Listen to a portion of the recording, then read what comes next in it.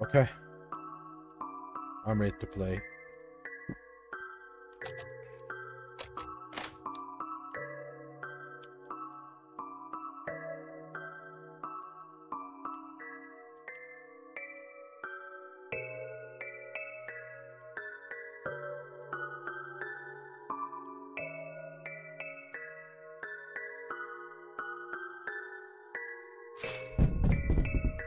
Did they drop their fucking skulls?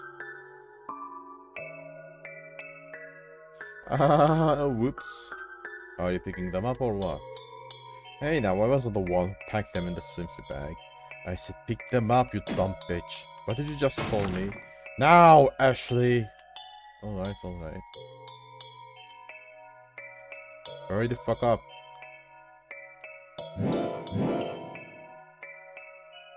Thank God no one is here at this hour.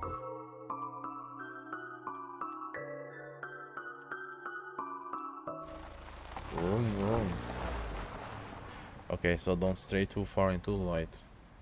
Just in case someone does pass by.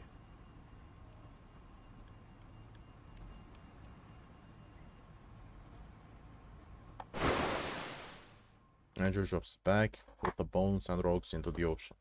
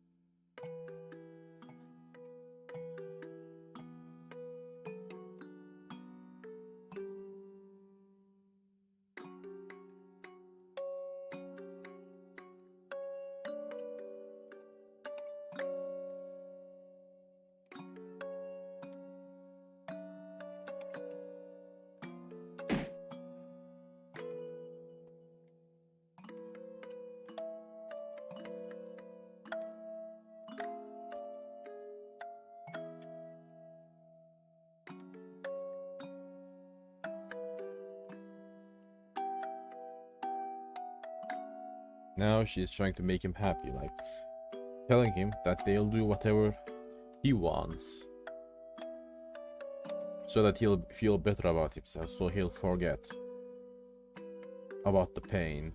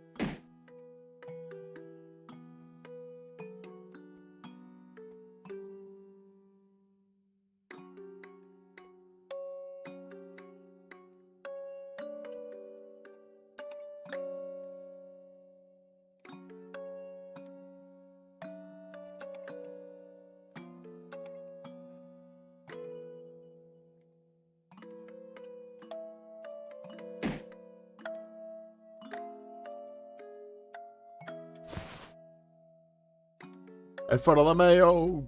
Gex, how are you doing? How in the Gex are you? I just started the game. We just threw our parents' skulls into the sea.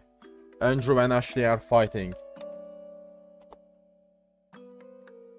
I wanna lock you in the... Doing good. Cool. I was playing some Little Company today, and my god. I fucking raged, dude. I fucking raged. Sometimes people do really stupid shit in the games. So I just quit the game, ate some shit, and then decided to stream this game. I need to play something that doesn't involve other people. I wanna look you in the trunk of the car and drive off this bridge. Ha ha ha. Ha ha ha, you think I'm kidding? Ew. I don't wanna be in the same grave as mom and dad. Then spare me half the fucking respect I give you. I will, right after you love me with half the heart I love you with, asshole. Say how exactly is irritating me supposed to inspire tenderness? It's complicated. I'm a very complex person like that. You're just abusive. Driving Andrew crazy. The hell you are, you absolute simpleton. If I'm so simple, how come you can't keep up? I tend to be stupid to understand the thoughts of the stupids. Arrogant prick, get over yourself. Maybe later. Meanwhile, you should get in the car. We are out of here. Oh, where are we going? To the bottom of the ocean, dumbass. He already told you. To the bottom of the ocean, dumbass. He already told you. I don't know yet, but I wanna leave before the corpses float up or something. I wonder if we are fine now. Yeah, it's probably fine. End of episode 2. Wanna save the game? Yep. You can continue here once episode 3 decay has been updated. What? The game is over?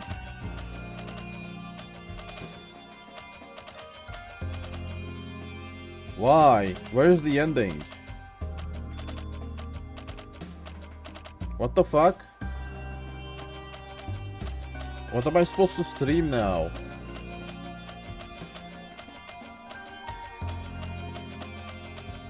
So like there are no other endings either.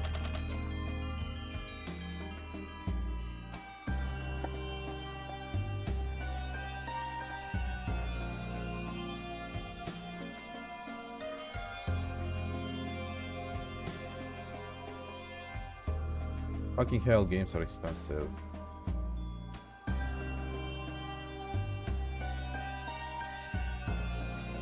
A Clockwork Leyline, I wanna buy this game. I am not searching for Fury Hitler. By the way. Thanks.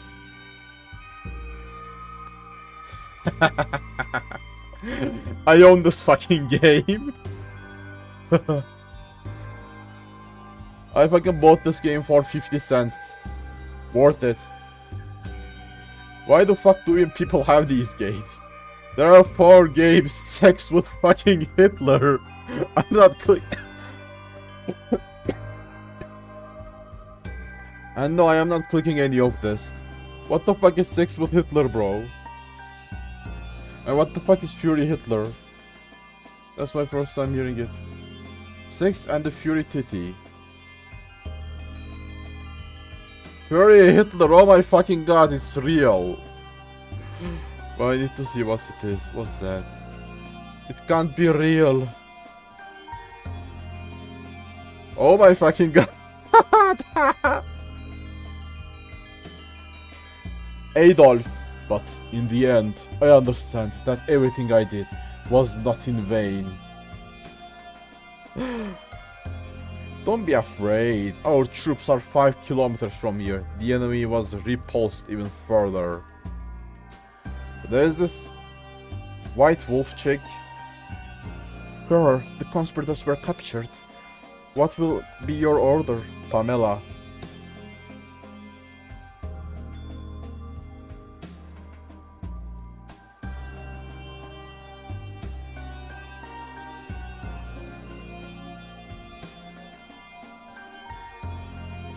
Holy fucking shit. What's this game?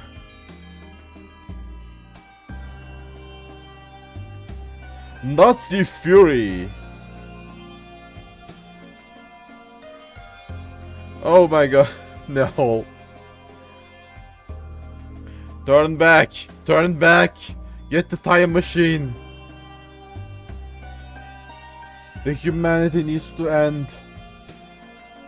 The humanity has gone too far.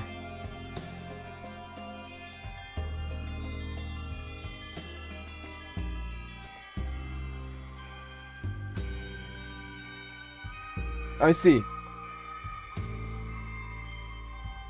The game has 4 episodes.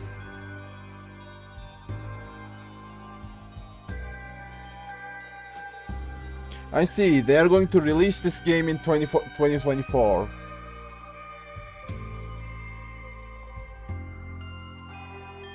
This is a story-focused adventure game where you get to explore a big world, solve some light puzzles, play as two characters, make choices that change the course of the story, kill some people for food and fun, discover multiple endings. Oh, I see. These two are adults. 22 years old. Exists doormat extraordinaire. 20 years old. Very not good. In fact, very bad.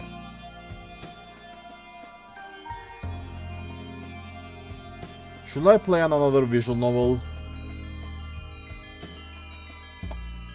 I mean, I finished this game, and like, I can try to get other routes, but like, getting other routes isn't gonna matter. Like, there isn't anything to do in that game anymore. What should I play? I want to play Corpse Factory, but the game feels kinda NSFW. I don't know if it's appropriate for the stream. Let me show you my library. Like, what should I play? Hmm?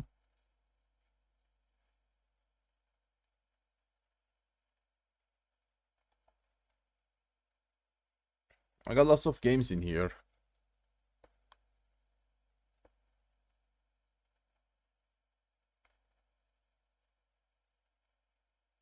Among Us Trilogy.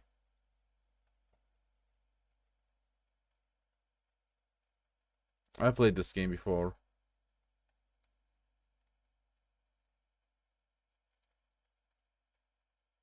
Yeah, so much shit, bro. New Age of Shovelware. What is shovelware?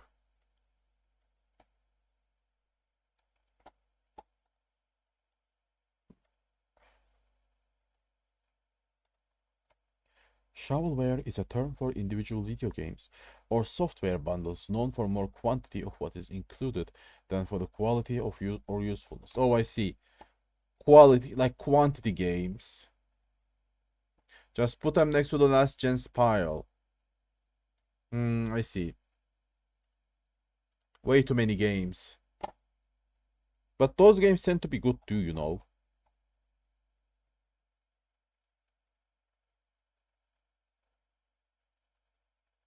Mm. I can't play these games. I can't play shooters.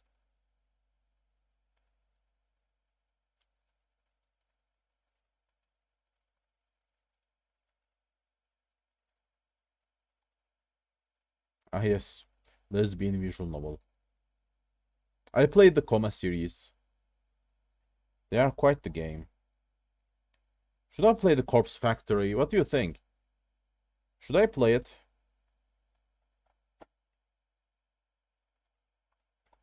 I want to check the comments. Like, does it have an NSFW mode? I only hope that the, like, protagonists aren't underage. I mean, it's a visual novel. There are going to be NSFW shit. I mean, from the name, you can see that it's going to be gory. There is probably sex. And I'm only hoping that the main cast are college students. I am hoping that.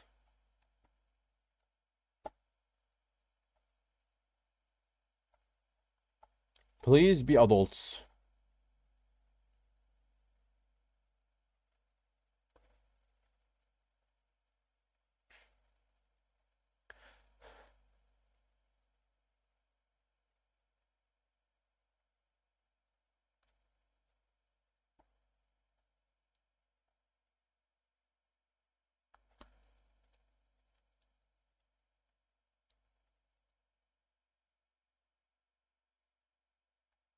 Okay, the soundtrack is great.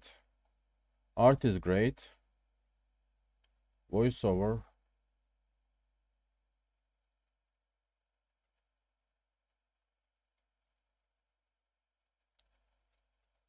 Poorly written edgy story.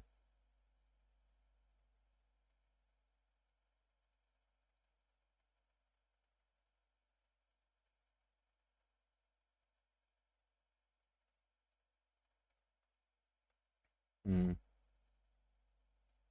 If Light Yagami was reincarnated as a high school girl with an eating disorder. Oh, fuck! They are high schoolers. It's fine. It's fine.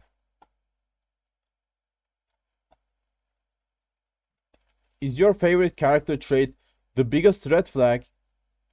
Do you like crazy people? Do you support women's wrongs? Are you looking for a new baby girl? Well, Corpse Factory has got you covered. Tomoe best West girl, by the way. Okay, fuck this. I'm playing this game. I don't care.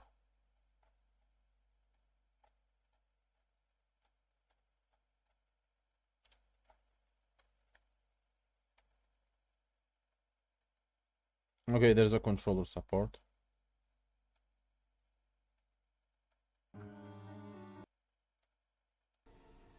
I don't know. Okay, we are playing this game. Fuck this. I'm curious to see what kind of game is this. Yeah, it's fine. There's no way this game has any controls. Oh my fuck. This game The fragrance of white lilies drawing me deep while I wait. No, this game is the Blood and Gore game, apparently.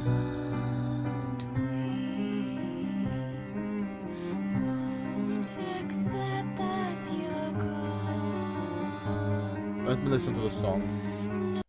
Wait. Okay, let me listen to the song.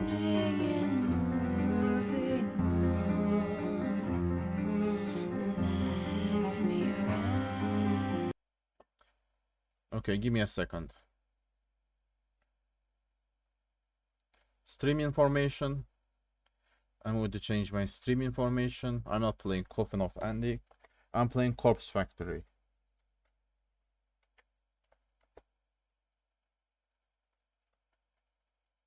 Oh, there are 200 people playing the game. I mean, 200 people following the game. Okay.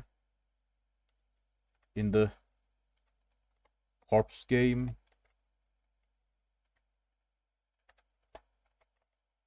Okay, let's see.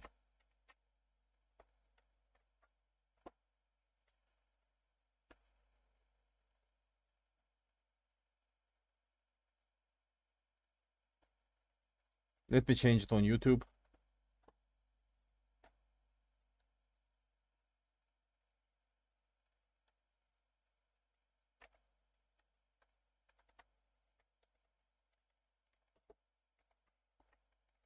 Corpse Factory.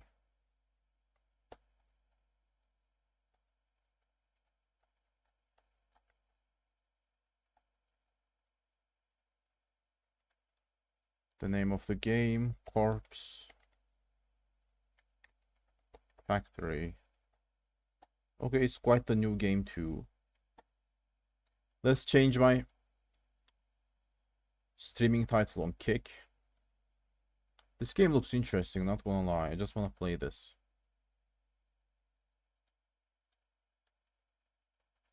Creator dashboard. Come on. Baby.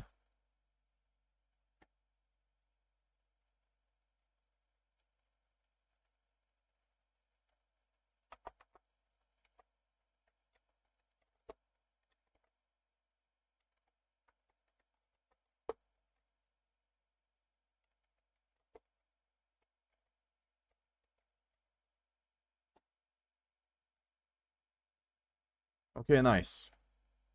I'm ready to play this game. Let's see what kind of visual novel this is. By the way, I really like the song. Don't you like the song? The song is just beautiful.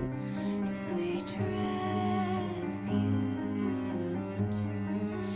may I remain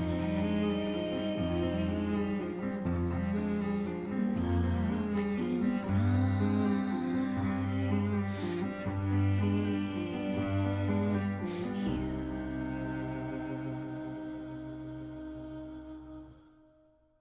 Come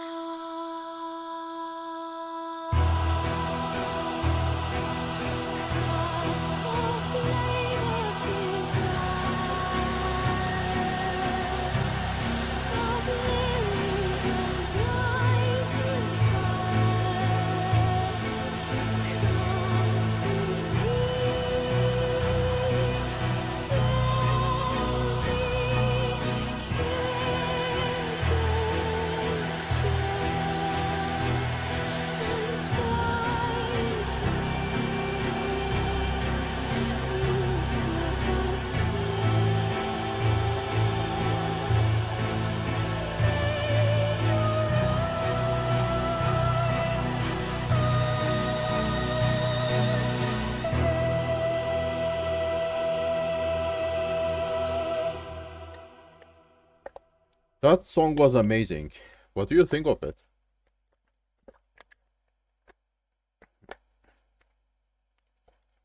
Oh my god, that was some good music, bro.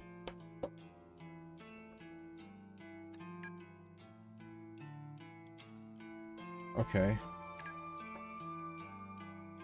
Let me check the settings.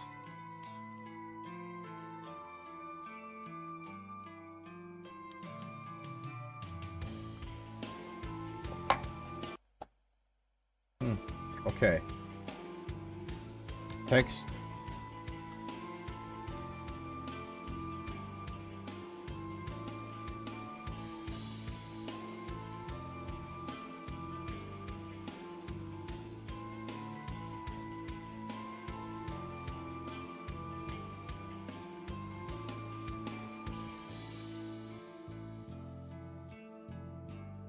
Discard your sense of morality and enter Corpse Factory.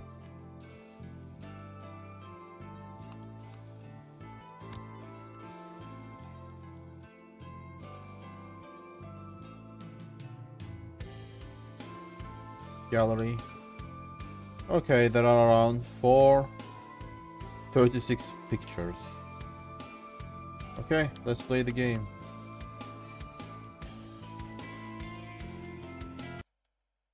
I like the music, the soundtrack is amazing. Jesus. Prologue, Emi Katsuno.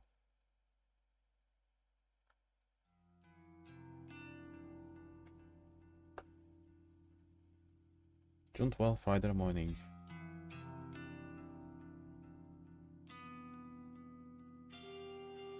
I know those bitches have been talking about me behind my back. I know those bitches have been talking about me behind my back. They flash those fake smiles when I walk past. They wave half-heartedly and say things like, "Oh, hi, Amy," or "you are the only one brave enough to pull off that look." They're all two-faced, lying assholes. I hate each and every one of them. Amano, Sachiko, Kurosawa. Just look at them. Everything about them is fake.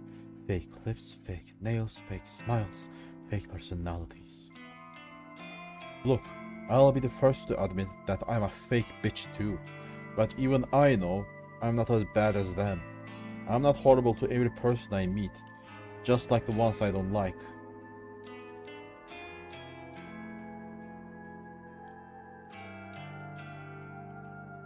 I'm not horrible to every person I meet. Just the ones I don't like. Okay.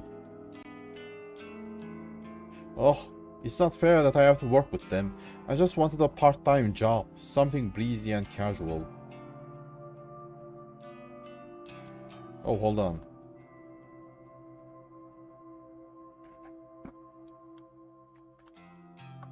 How was I supposed to know these delinquents will obsess over tormenting me? Amano is unbearable, but probably the least terrible of the three.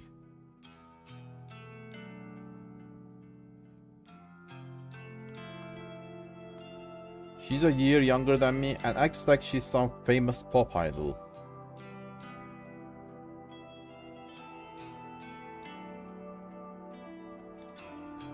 Okay, Amano. She acts like a famous idol, pop idol. But she's a dropout, just like me. Working in this dead-end part-time job, just so her parents don't kick her out of the house. Just so her parents don't kick her out of their house.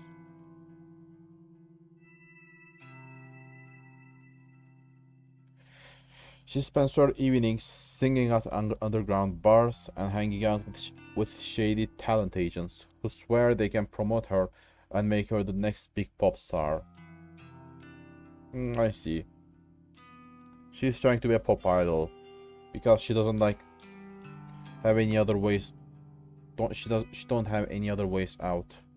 She gets taken advantage of time and time again, but never seems to learn her lesson. I don't know if she's just stupid or if she really thinks she's on the right track to becoming famous. Sachiko is the kind of straight-laced girl you see at every school, studying her ass off to earn her parents' approval. The type of girl that always has the best grades but never really has any friends. No friends but best grades.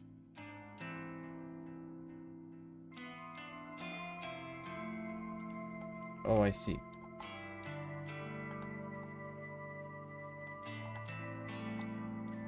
She's the kind of girl that graduates and then the reality of the real world knocks her on her ass.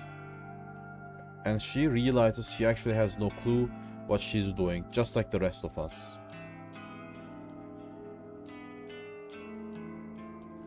Huh.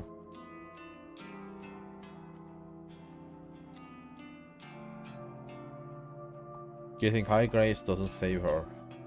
So she settles for the first crappy job she can find, and then suddenly it's 3 years later and she's still saving away for asshole managers just to make ends meet. Instead of being humbled by her station in life, Sachiko decides to take her anger out on everyone around her. I have seen her slap customers out of frustration. Damn. No matter what you do, you just can't get out of shit.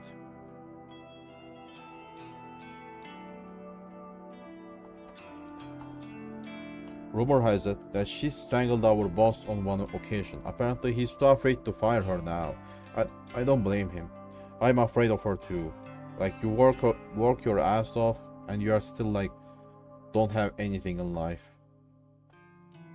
And then there is Kurosawa. I could write an entire blog on all the things I hate about her. She's pretty, but she's very aware of it. She is pretty and she knows it. She seems to have a new sugar daddy every few weeks. Some poor old fool that she strings along and milks dry. Well, that might be the best thing to do considering the situation you are in.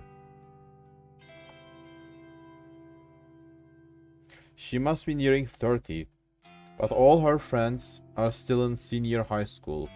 It's more than a little weird. Okay, that is weird. She's almost 30. Makes a living off of her sugar daddies, and all her friends are still in senior high school. They hang out around the train station, bullying homeless people and shoplifting from the convenience store. I'm pretty certain that she's done time once or twice. She went to prison once or twice.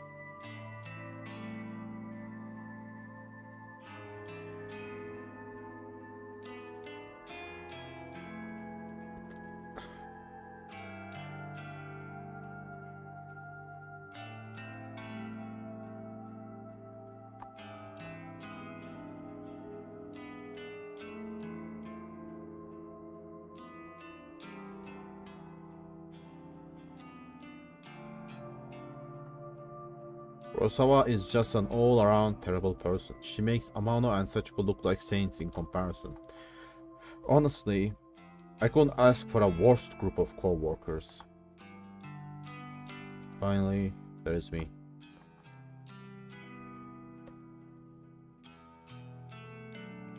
Emi Katsuna. University dropout.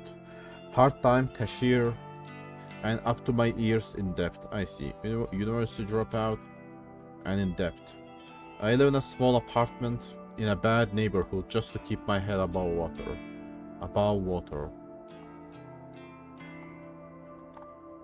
My apartment building is filled with deadbeats, loan shark, junkies, perverts, you name it. Deadbeats, loan shark, junkies, perverts.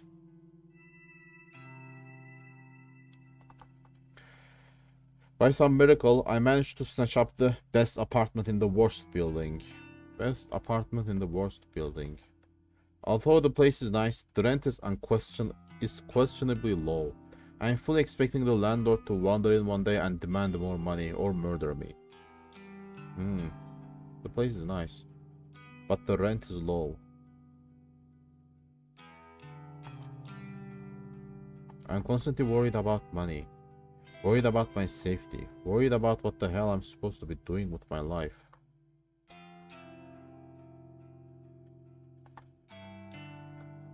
As if that wasn't bad enough, I have to work 4 days a week with the 3 worst girls I have ever met in my life.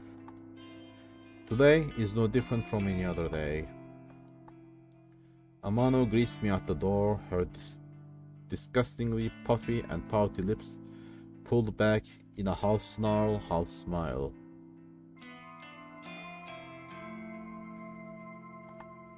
I can smell the sickly sweet scent of too much lip gloss from 10 feet away. Oh, hi, Emmy. You're late again, you know. Oh, hi, Emmy. You're late again, you know. Wait, what the fuck? I don't want English voice acting. Bitch.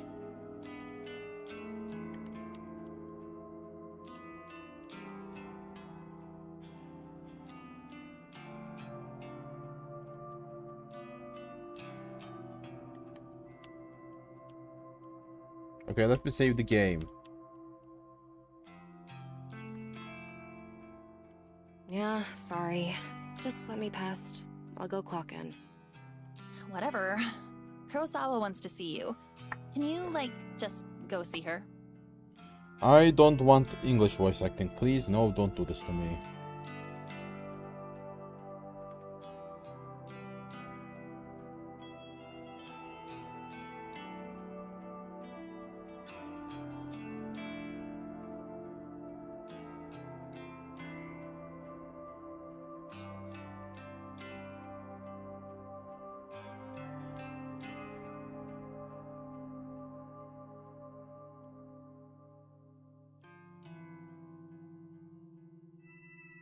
There has to be a way for me to change the, like, voice acting. I don't like English. Fine. Abano walks off. I'll look around for crossing.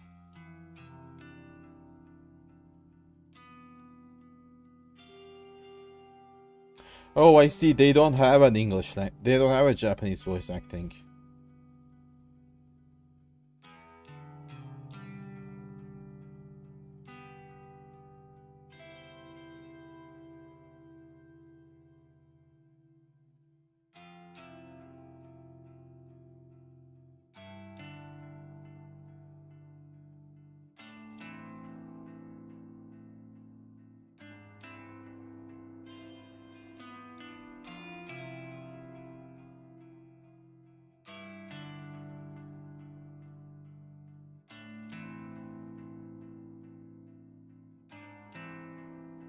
Okay, this game has only English. If this game's original language is English, then the English voice acting has to be good.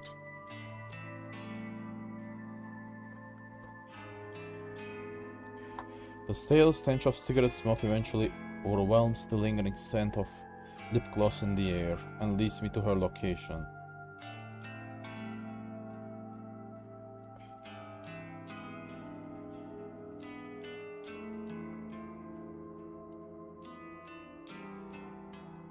You wanted me?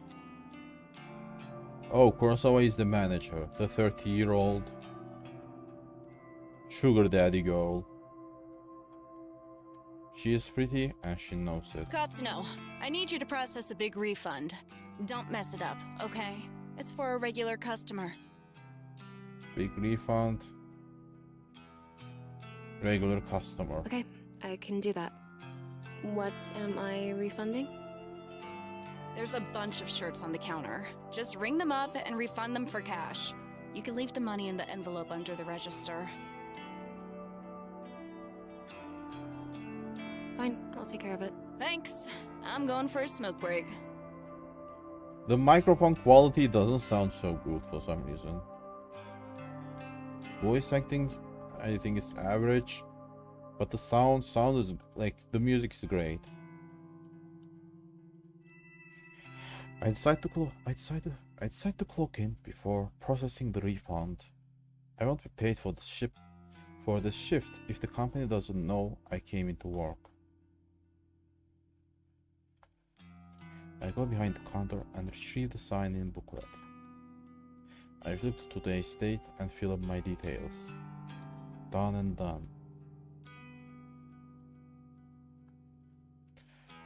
The shirts that Kurosawa mentioned are lying haphazardly over the counter. I pick them up and scan each one. They are not cheap.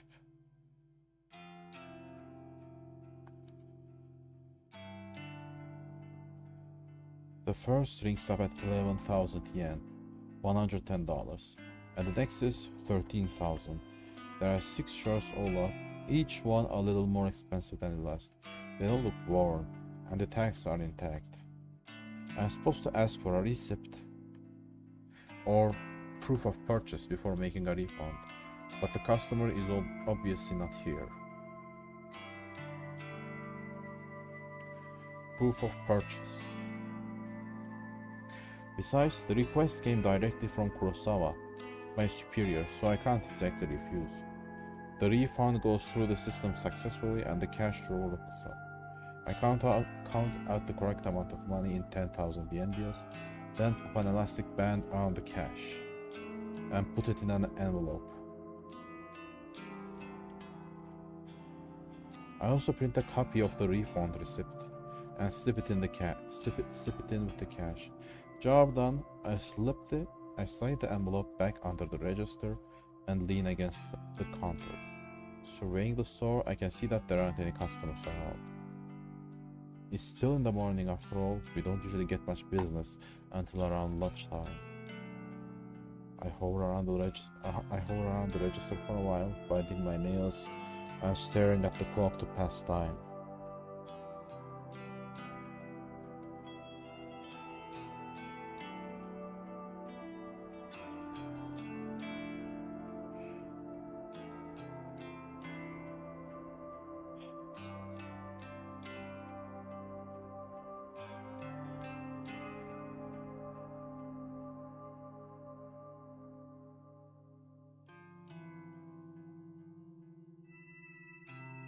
Kurosawa eventually returns from her smoke break.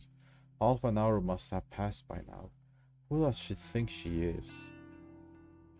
You finished that refund? Yeah, I did it just like you said. I like Amy's voice acting. I like her voice. She sounds nice. Okay.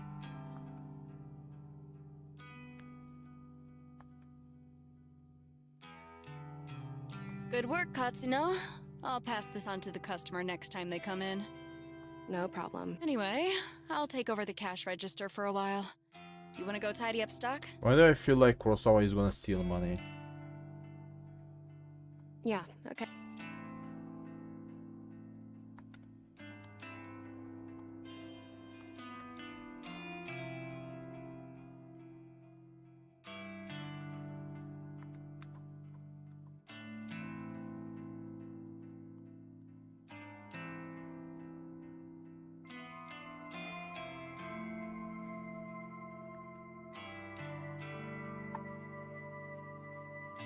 As I head toward the rack of untidy jackets, Sachiko bumps Sorry, into me. I didn't see you there. Sorry, I didn't see you there. Nice.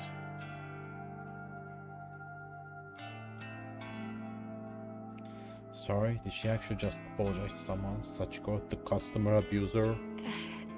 That's fine. You okay?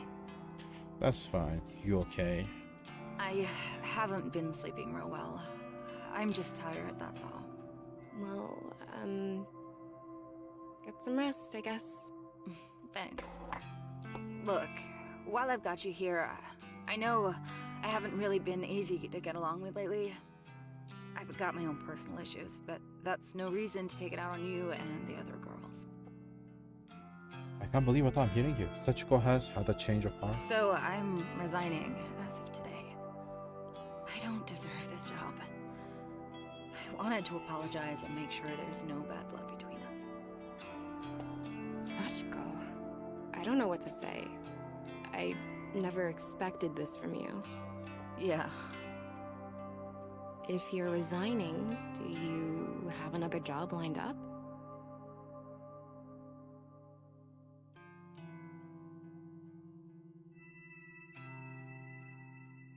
No, not yet, but I need to work on myself first. I have a lot to think about. Well, I mean, as long as you're sure about this. I am. In that case, then thank you for apologizing. I forgive you. Thank you, Emmy.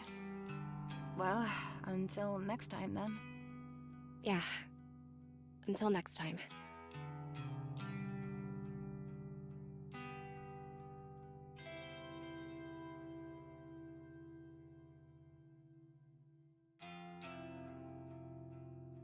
No way I imagined that. I did misjudge her. She has a history of abusing customers and co-workers. No way I imagined all that. Regardless, I'm actually kind of glad she's trying to get a grip on her life. I hope everything works out for her. If she's resigning today, then I suppose the only two terrible co-workers left are Amano and Kurosawa. I glance at Amano, who is standing by the door, waiting to greet customers. She has a vacant expression on her face, like always. Then I look toward the register, where Kurosawa should have been standing. But she's not there. Did she offer to take over register? Didn't she offer to take over register keys from me? Where the hell did she disappear to? I wander behind the counter. The register doesn't look like it has been touched. Out of curiosity, I slid my hand around under the register, and the cash stuffed envelope is gone. No sign of it. The receipt from the refund is lying on the floor. I bent down and picked it up. It's a standard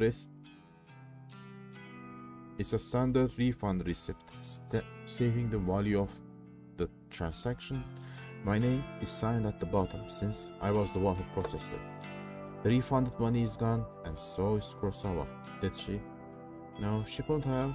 She surely wouldn't have run off with the money. No one will be stupid enough to risk their job over that, will they? Ah, there's Katsuno. You should go ask her about it.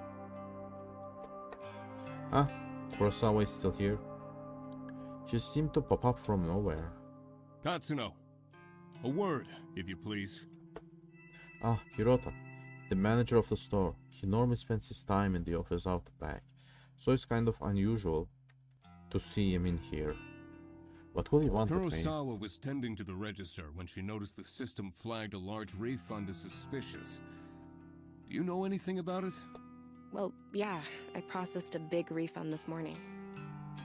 Is that so? Do you have the receipt? Here. I handed the transaction receipt that is still between my fingers. He looks it over once, then twice, his eyebrows This furrowing. is quite a large refund. No wonder the system flagged it. Did you get approval from Kurosawa before processing this? Kurosawa was the one who asked me to process it, sir. I never even spoke to the customer that it was intended for. I never even spoke to the customer that was intended. That's not true, for. Hirota. I don't know anything about this refund. Wait, what? Where is the refunded money now? Well, I put it in an envelope underneath the register, but... There's no money here, sir. She's lying to you. Interesting. No money to be found. And Katsuno, you're the one who signed off on the refund. That makes you responsible. Yeah, I did sign it, but... You're going to have to tell the truth, Katsuno. Did you take the money? Don't make me get the police involved. Wait, hang on. Do you think I stole it? Kurosawa asked me to process the refund and leave the cash in an envelope. Nonsense. That's simply irresponsible. It's not safe to leave cash out of the register. But My stomach beginning to sink. What exactly is happening here? Confess at once, Katsuno. I didn't steal the damn money! If anyone stole it, it was that bitch Kurosawa! Enough! We're not going to stand here and argue about this like bickering school children. Sachiko!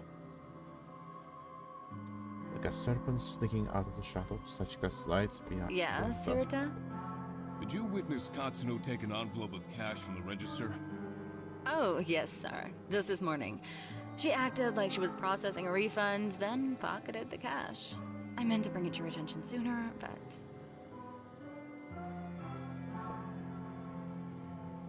But that bitch, she hasn't changed at all. She just sold me out.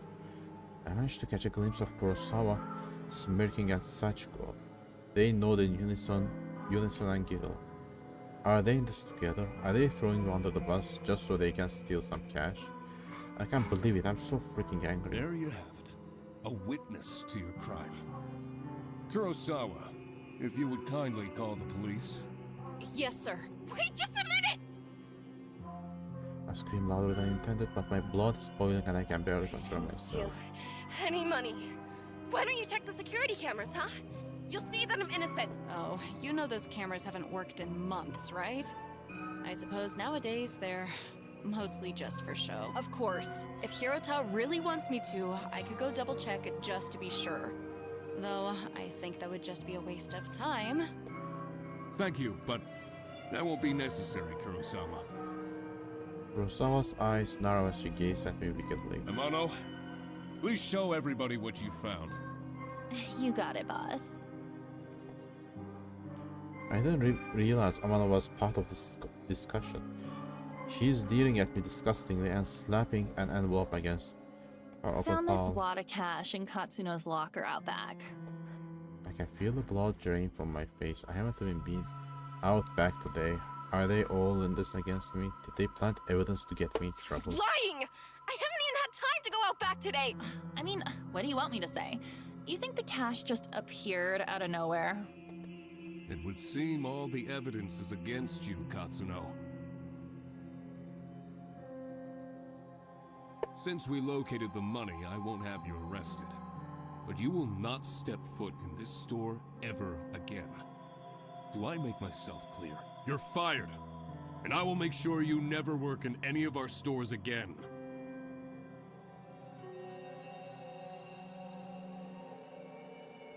I'm speechless. I can't even process my thoughts.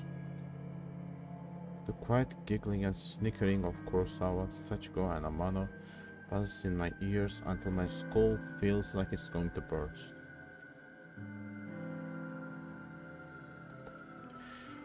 Ryato grabs my shoulder and tries to lead me outside, but I jerk away and stumble backward. My back slams into the glass window at the front of the store. Thankfully, the glass doesn't shatter, but I can immediately feel a bruise forming.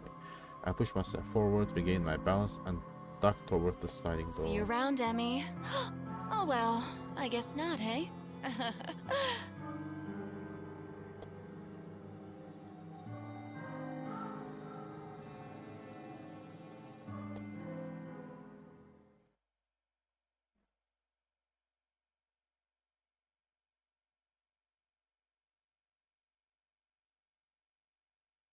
My anger and fear and anxiety get the better of me, and it's a good 5 or 10 minutes before I realize that I have been running aimlessly through the shopping mall. I reach a hand to my eyes to wipe away the moisture and take a deep breath. I look around, trying to get my bearings. The escalators, at least I know where I am. I need to sit down and compose myself. If I don't calm down, I might be tempted to return to the store and start punching those 3 absolute assholes.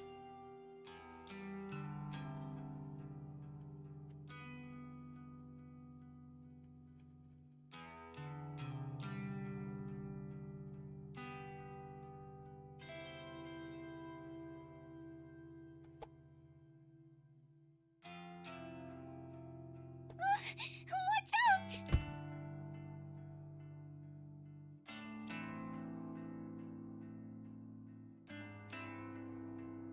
Watch where you're going! Sorry. Wait, this girl. I know her from somewhere. Katsuno? Is that you? Huh? I know you. Have we met? Yes, of course. We graduated from senior high school together. Remember? Did we? Did we? Senior high school was more than a year ago. It's like a different timeline. How does she expect me to remember that? Maybe. Yeah, you're Sato, right? Aoi Sato? Aoi Sato? That's me. You do remember. She isn't blue. Well, kinda. Sorry. I've had a crappy day. I just got fired, so I'm not thinking straight. You got fired. I'm really sorry. You bumped into me pretty hard. Are you hurt? I'm fine.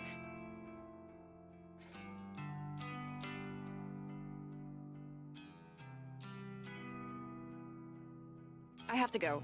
Excuse me. Oh, okay. Katsuno? You said that you just got fired. Is that true? Wait, yeah, I'm pissed off about it.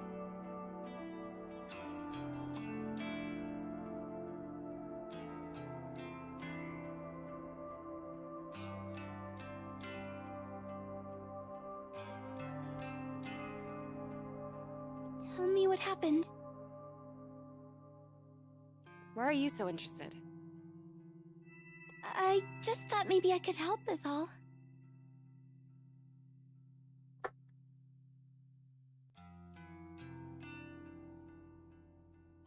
Whatever. You can't help. Some bitch set me up. She stole a bunch of money and made me take the fall. I see. Are we done here? Can I leave now? Sorry for keeping you. Yeah, okay. You know, if someone got you fired, there is a way you could get revenge.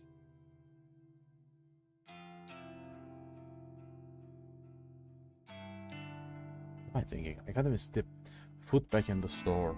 My chance to get any kind of justice just doesn't exist. Revenge? What the hell are you talking about? Never mind. I shouldn't have said anything. Hell no. You're not going cold on me now. Tell me what you meant. Oh, okay. But let's talk quietly. There may be a way for you to get back at whoever got you fired. Have you heard the rumors of Corpse Girl's website? Corpse Girl? Corpse Girl? Who is that?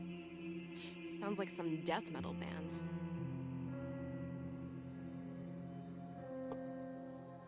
Aoi ignores my comment and continues on with the third They speech. say that if you visit Corpse Girl's website, you can request a death. What is that? What is this girl ranting about? Hang on, start over. I'm completely lost. Aoi frowns. A look of annoyance on her Say face. somebody wrongs you, and you want to get revenge on them. Go on. Rumors state that you can visit Corpse Girl's website and fill out a form in order to request a specific person's death. This Corpse Girl. Is she, like, a hitman or something? No one knows the truth. All I know is that her victims always receive a photo of their own corpse before they die. Receive a photo of their own corpse before they die. How is that possible? Interesting. How is that possible? I don't know.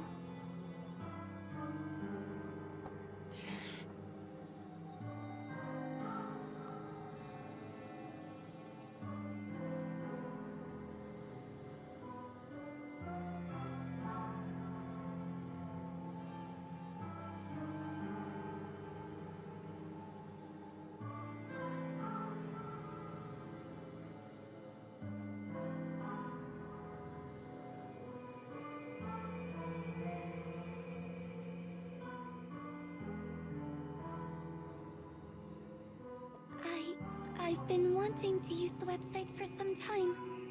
There's somebody that I'd be happier without. But I'm not brave enough to go through with it. Still, I want to know if the rumors are true. If you use the website, you could tell me if it works or not.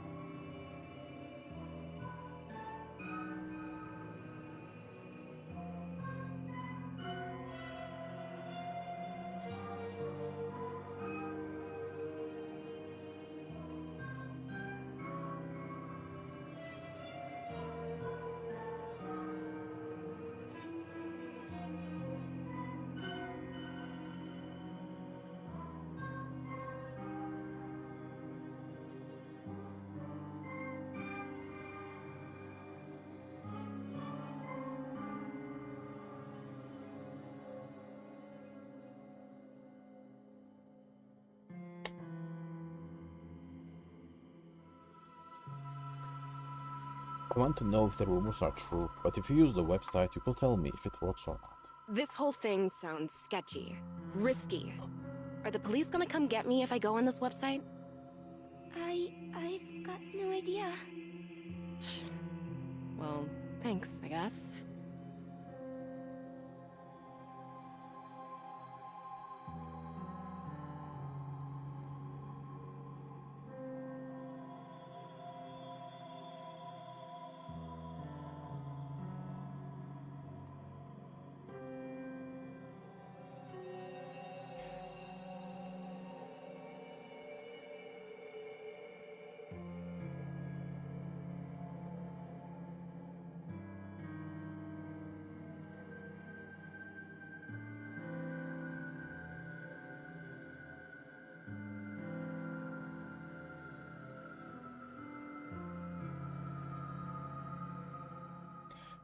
Unbelievable, yet attractive.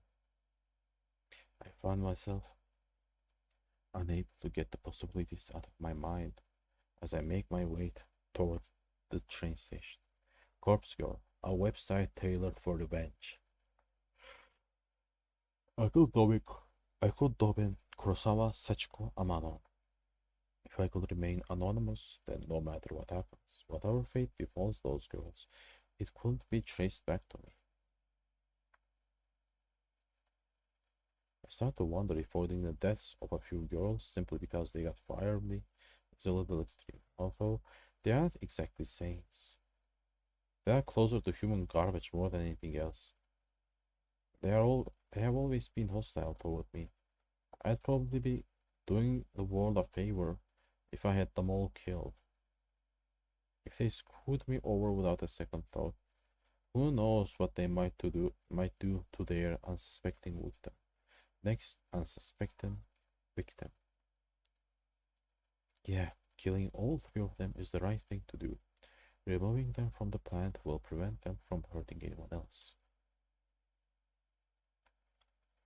My heart begins to race. The trip back to my apartment is boring. The train carriage is nearly empty, save for a few junior high school boys and a couple of women in business attire.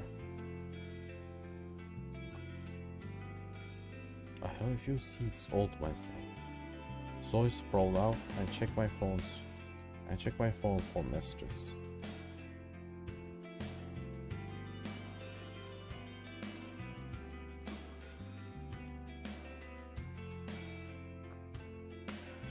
When I feel confident that no one in the carriage is watching me, I decide to search for Corpse Girl's website on my phone.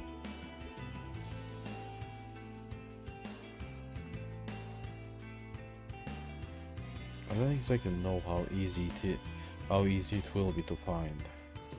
Maybe I should have asked Aoi for the address.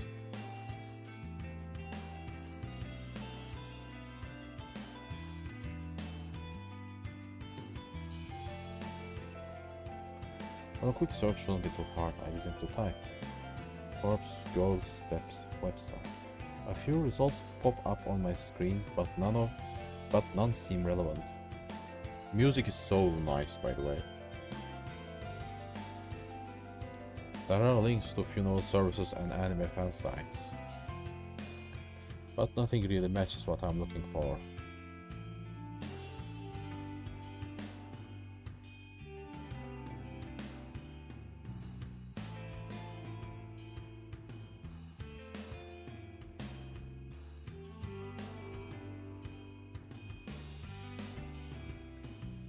This was a bad idea. I should probably delete my search history.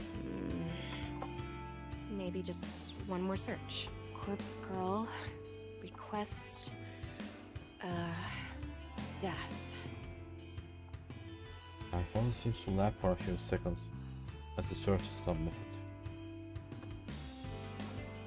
A fresh list of things appears. The top result catches my eye immediately. Corpse Girl, revenge at your fingertips. This must be it.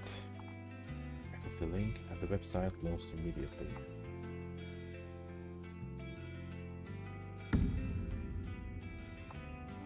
Request a death fill out your victim's information and upload a photo of them.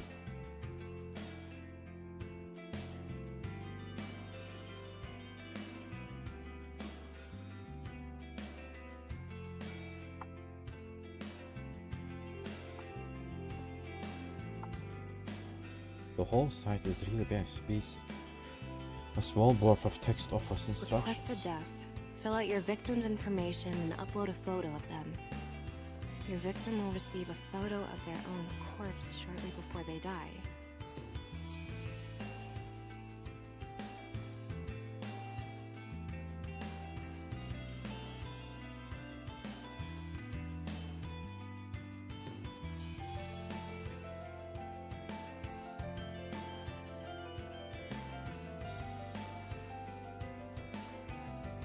Watch out. Don't be an idiot and enter your own information, or you will be cursed. What the hell? Is this site actually for real?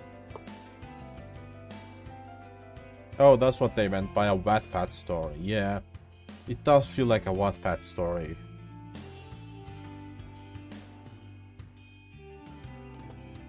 I mean, it does say request a death, but come on. Is someone actually going to go out and kill the person I choose? And how on earth can someone receive a photo of their own corpse before they are actually dead? That just doesn't make any sense. My heart suddenly skips a beat and I nearly drop my phone when it buzzes at me. Thank God. It's just a text message. Unknown number? That's never a good thing. Wait a minute, there's a photo attachment. Who would be sending me a photo from an unknown number? I curiously gets the better of me and I open the message. Kurosawa, you freaking bitch. I knew it, I knew she set me up, and Amano and Sachiko were in it too. They made me process a fake refund to get the cash out of the register so that my name would be on the transaction. And all for what? A bit of cash that they'd have to split 3 ways. Kurosawa, I'll kill you! I'll kill you! I feel the junior high school boys nearby look at me with worried expressions, but I don't give a damn. I'm angry and furious. Kurosawa is going to pay. I close Kurosawa's message and return to Corpse Girl's website. It's clear what has to be done. I'm going to request Kurosawa's death.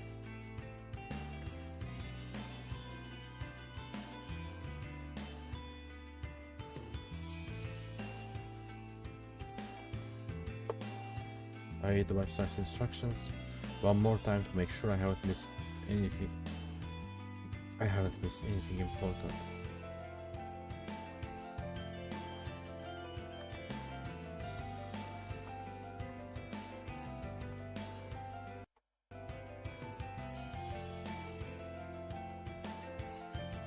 Enter the victim's phone number. Upload a photo of the victim. I like love, okay? I like the voice acting. The voice acting is good, it has emotion. I can't believe it. Kurosawa just signed her own death sentence. She sent me a photo of herself and her phone number was included with the message.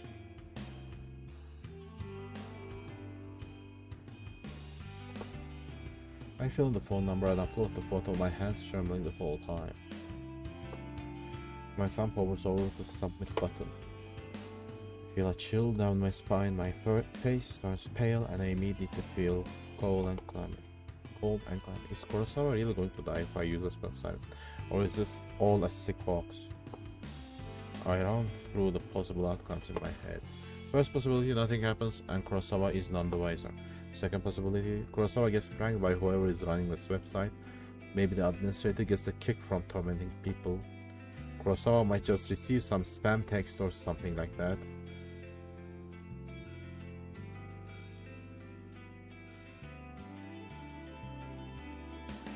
Third possibility, Kurosawa dies. She gets murdered or some other she misconcocted to make her die accidentally.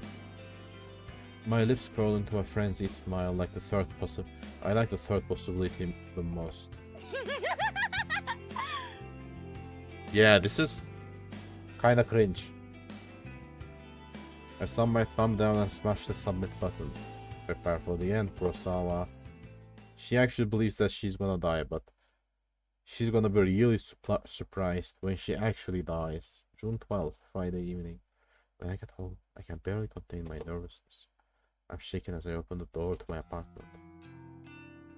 That's a nice ass apartment. By the time I walk through the door, the sun has just started to set behind the backdrop of the city. Even though it's not dark yet, I'm feeling physically and mentally drained. The drama at work this morning, the taunting laugh of Kurosawa, I feel exhausted. Like I just want to crawl into bed and sleep.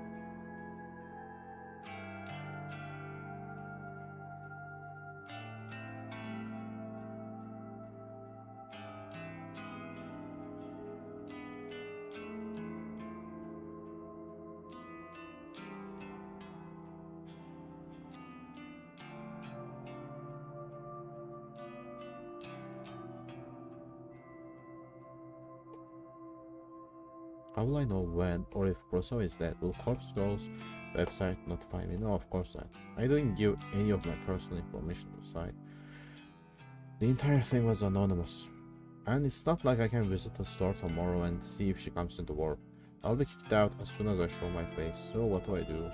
That's it.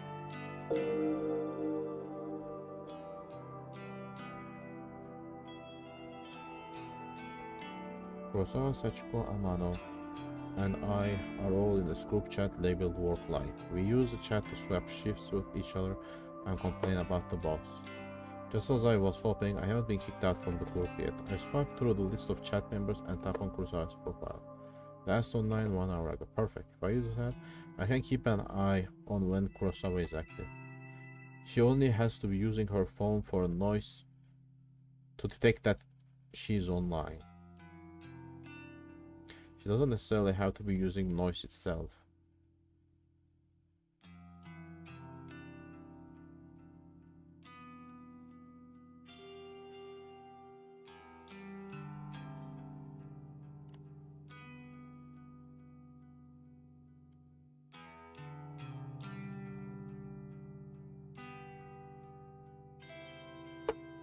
It's the best way I can think of to monitor if she is still alive or not. It will do for now at least.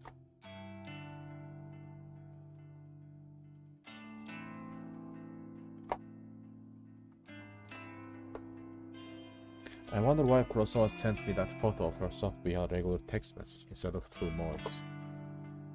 Maybe she thought she could be busted for it if someone got into her noise profile.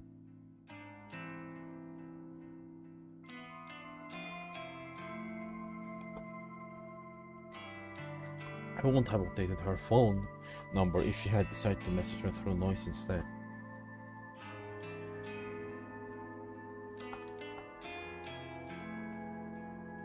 Where did she get my phone number from? Well, no matter, it worked out in the end.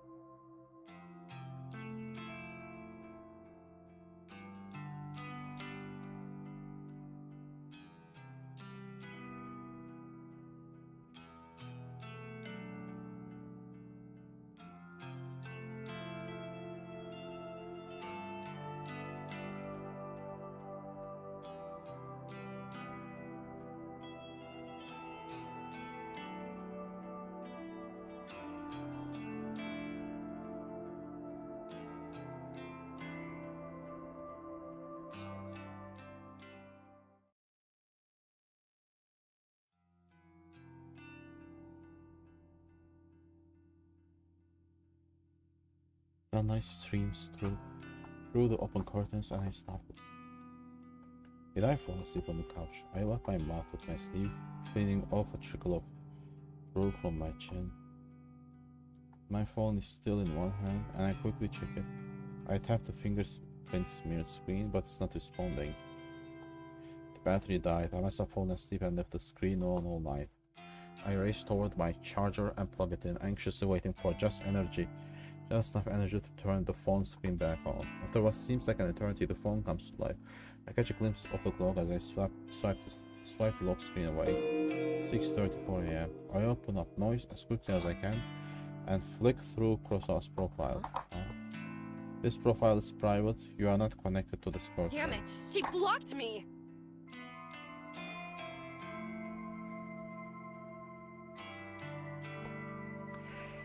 I frantically navigate to the group chat only to find that I have been kicked out. Damn it! Damn it!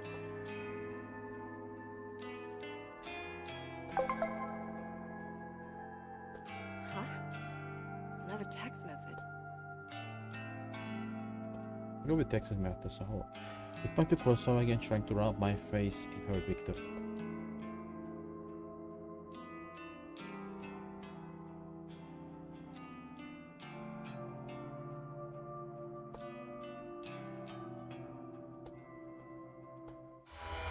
There's no text, just a photo attachment. Sheesh! She put Kurosawa on that side, and Kurosawa put Amy on that side. What the fuck? What the hell is this? I nearly dropped my phone in terror.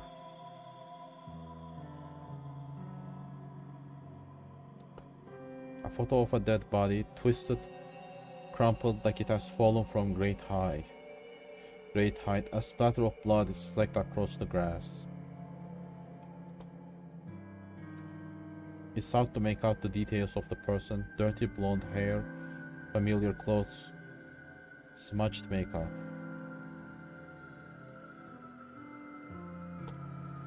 This dead body, is it supposed to be me?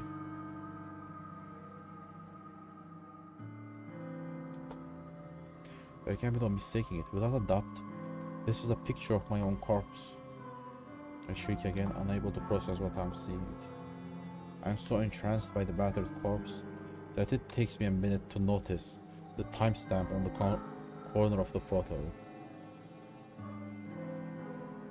They received a picture of themselves dying before it happens, but like 13th, it's the same day, just within an hour. It's today's date, but something is off. Time says 7:28 a.m. That's about an hour from now on.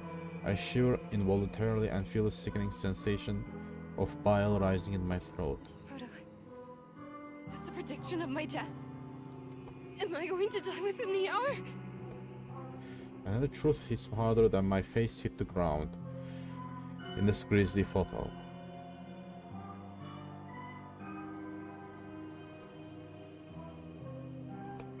When you request a death on Corpse Girl's website, your victim receives a photo of their own corpse before they die.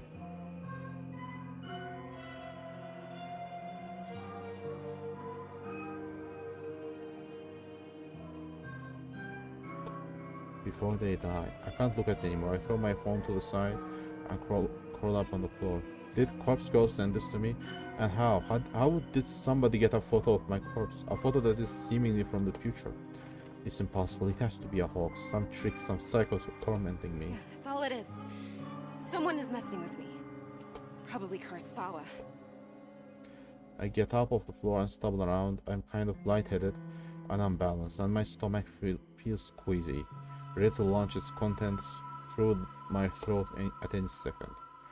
I blindly reach around for my phone and finally grasp it with near frozen fingers.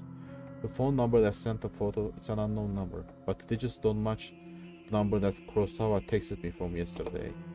So it's unlikely this came from her. Bizarrely, the phone number is kind of weird. There are more digits than should be possible. I try to count them but stumble a few times in confusion. I eventually conclude the number has 18 digits, way too many. In addition, the phone number seems to repeat digits a lot. 66633 66622 666 44 666 116 332244. It seems too strange to be real. Is it possible to fake a phone number? Something interesting catches my attention. Even though the caller ID doesn't recognize the number, it has data on the origin of the number. Tokyo, Japan. My very own city. Perhaps the sender of the photo can mask their number but can't hide their location. This gives me an idea, and I decide to get to the bottom of the situation despite my head throbbing and my stomach pleading to be emptied. I punched the phone number into the search engine along with the keyword Tokyo. One result.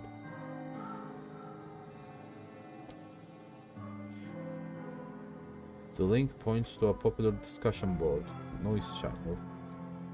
It's an anonymous board where users can talk about almost anything.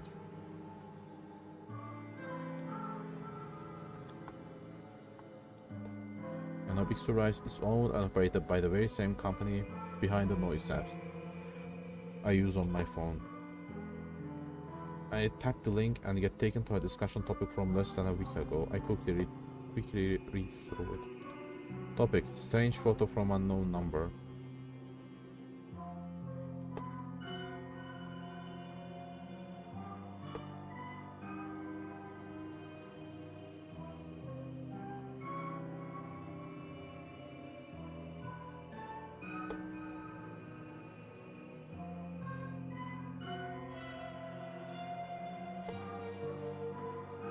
Okay, thanks in advance.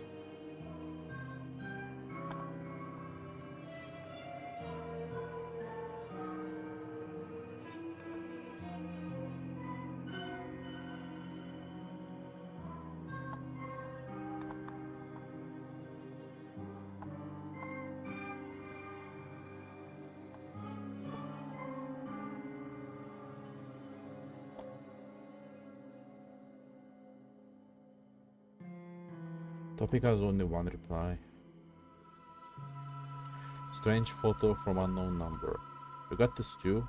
Was the Gorn photo a picture of yourself? I'm worried. I see the similar pic from the same number. Think about contacting the police. Not sure if I'm overreacting. That's it, the end of the discussion. Neither poster followed up on the conversation. Damn it. That's all?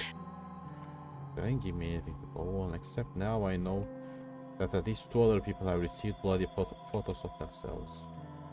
I wonder if those photos were as extreme as the one I received. What happened to these 2 posters? Why didn't they continue the discussion? I feel myself beginning to sweat. My body's going from cold to hot and back again several times a minute.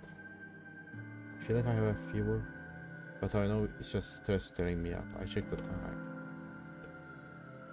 About half an hour until the time printed on the photo. Deep breath and doorbell buzzes. I freeze in place, unsure whether I should answer the door. In this sketchy apartment building, it's a risk to answer the door on any given day, before even taking into consideration that some psycho just texted me a photo of my own corpse. I tiptoe toward the door on stiff legs and gaze through the peephole. There is no one there. I breathe a sign of relief. Maybe I'm just on edge. And the doorbell echoed from someone else's apartment. Besides, I don't know of anyone who would visit me unannounced, especially this early in the morning. I slump to the floor, my back sliding down the door as I come to rest on the carpet, my legs splayed out haphazardly in front of me. I had enough fear for one day. I have to just believe this whole thing is a hoax. It's probably karma for trying to get revenge on Kurosawa. Yeah, that's it, karma. Doorbell rings again and I scream in shock, my head slamming back against the door I was resting against. I jump to my feet and ignore the people, this time simply swinging the door wide open. A gust of chilly morning air sweeps into my apartment and I shut my eyes tightly against the sudden cold. My messy hair tangles in the wind and obscures my vision when I open my eyes. Quickly, I sweep the hair out of my face and look around. There is no one here except... A metal trolley is blocking the walkway in front of my door. A stark white bag, about the size of a human body, rests atop the trolley. My heart begins to race as I immediately recognize what this is. On TV, they always show these trolleys using morgues to cart dead bodies around. Dead bodies. The vomit that has been trying to escape my body all morning finally finds its way out of my mouth.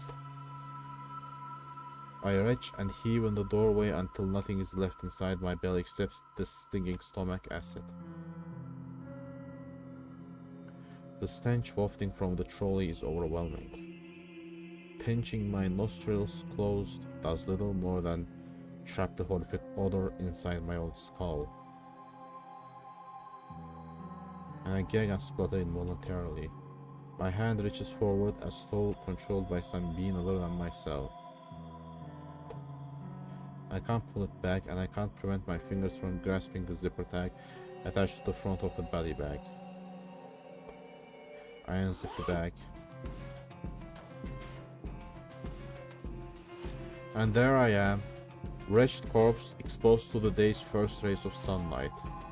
She sees her own corpse, what the fuck?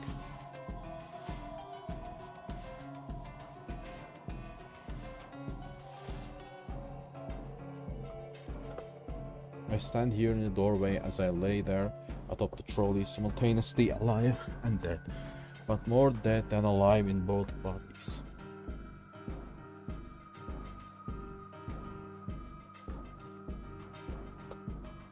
The bruising on my face is horrific, and I reach a stiff finger to my own lips, my living lips, tracing the outline of the bruise I see before me. There is no pain where the bruise should be, and I breathe a sign of relief. For why will there be any pain if I'm already dead? To feel pain will be absorbed, and then I will really have to start worrying. I wonder how I died. Did I fall from a great height? Did somebody hit me with a car? Or did I collapse from some internal reason, perhaps from organ failure or some undiagnosed sickness? Maybe I didn't die and the corpse in front of me is alive, living and breathing just as I do, while standing in front of myself. Maybe this is all a prank I have pulled on myself, dying just as a joke, but never really dying, always living until the point I actually die and it's no longer a prank.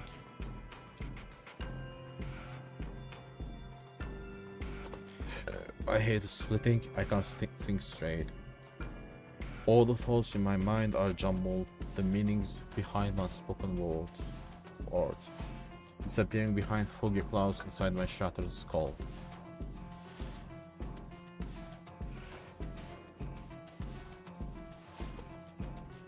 To clear my head, I step around my corpse, stand by the walkway's railing. I'm on the 4th floor of the apartment building.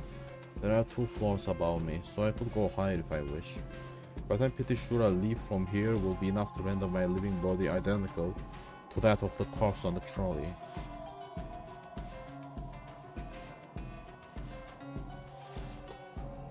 At this point in time, there exist 2 versions of Emi Capsula. One is living and is me, and the other one is dead, but it's also me. I can choose now to be alive and dead, or be dead and dead, but I can't choose to be alive and alive. So even if I choose to be alive and dead, I'll still only be half alive, but choosing dead is nice and clean, absolute, indisputably solid state of existence.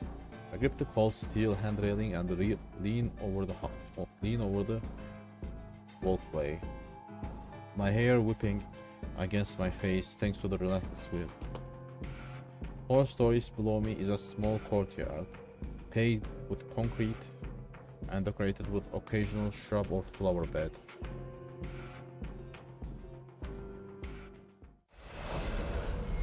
I missed the concrete by about 2 feet. Dirt space up into the air as my nose is crushed under my own body weight. Why did you jump off? I think about that photo Kurosawa sent me with her smug smile and her hands full of stolen money. My teeth grinded into my tongue and severed, but doesn't manage to escape my closed mouth. My mind wanders and settles on Corpse Girl's website. What was that all about anyway? As far as I know, nothing happened when I submitted Kurosawa's details. Haha, maybe Kurosawa found the website as well and submitted my details first. I guess Corpse Girl got me. Well played, Kurosawa. But like, why? You were the one who jumped off. I think I can taste blood in my mouth, but it might just be a memory from some other point in my lifetime. A blinking light from a nearby parked car kind of irritates me. But then my vision turns blue or black, and my only concern is how I'll never truly know what.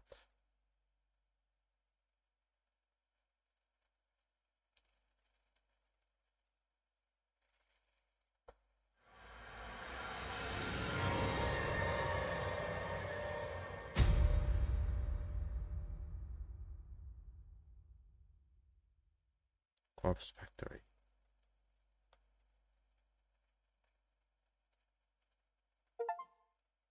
Ooh, there are achievements. Complete the prologue. Noriko Kurosawa. Act 1.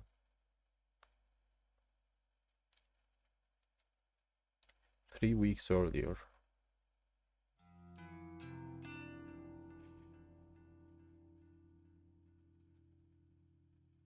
I always like the shape of my eyes. I see, we are gonna... So, we will be playing as Kurosawa.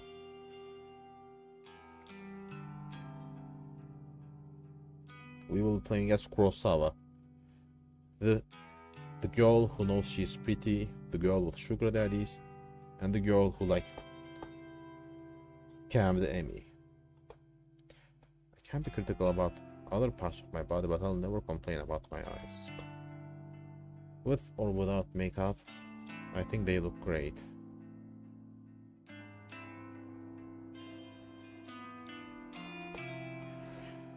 Mother used to tell me I inherited her eyes, and my big sister inherited father's eyes. To be honest, I don't see any of father's features in myself or my sister, but I agree that my eyes are exact replicas of my mother's.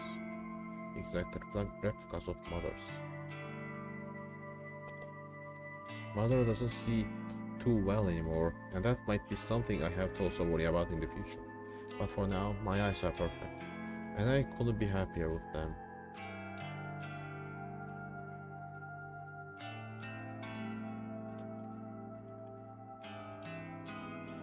I wear eyeshadow and eyeliner to get the best features. Some people tell me I use too much makeup, that I tend to overdo it and make myself look intimidating.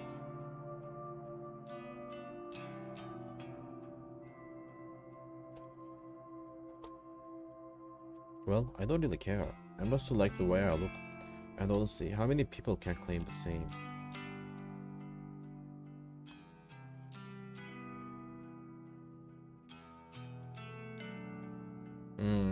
She is pretty and she knows it. Today's the morning ritual is the same as any other workday.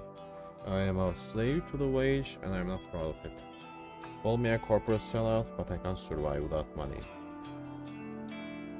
My alarm goes off at 6 AM. The shower is running by 6:05 and I'm dry and dressed by 6:15.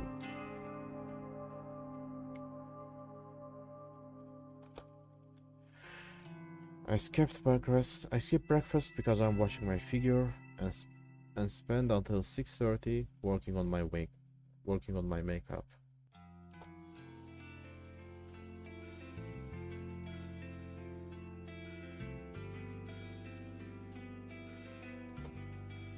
Sometimes I catch my neighbor returning home from his overnight shift, and so exchange smile pleasantries with him and continue on my way. Today there is no sign of my neighbor, so I don't slow down as I descend the stairs and exit the building.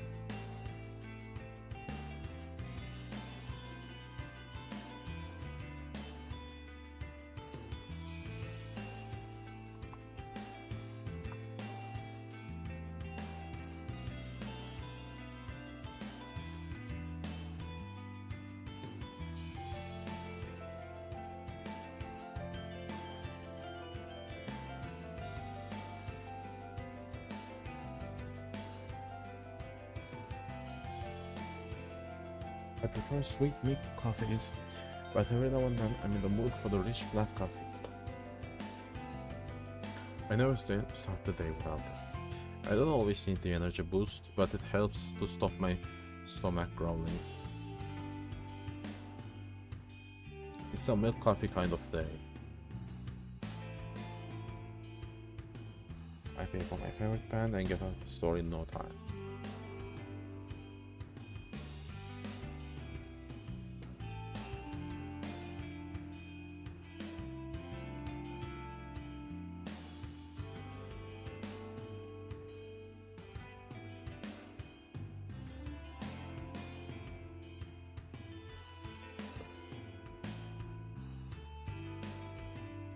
I always make it in time because my routine has been perfected over the last few months.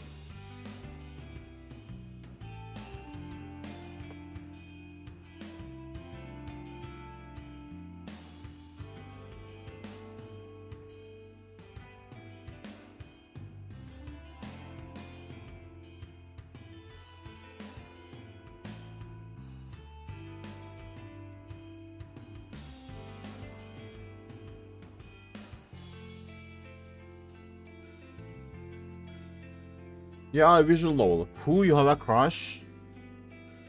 Oh, you mean who's my favorite character? I don't know, man. It's my first time playing this visual novel. The main character, Emily, was cute. Like, the main character of Prologue. And now we are playing as a 30-year-old mummy. Let's see. How are you doing, by the way, Big Zhao? How's your day? How was your birthday? We had fun? Eat any cake? Got any good presents? They post about the most mundane topics. All day, every day, acting like they'll show up and die unless they get the attention they seek. I find their dull, tedious lives simply fascinating. From behind the safety of a glass veil, I can fulfill my voyeuristic fetishes and consume as much as pointless information as I desire. She likes gossip. Knowing every mundane tidbit of people's daily lives turns me on. Shit. This morning is the same as any other.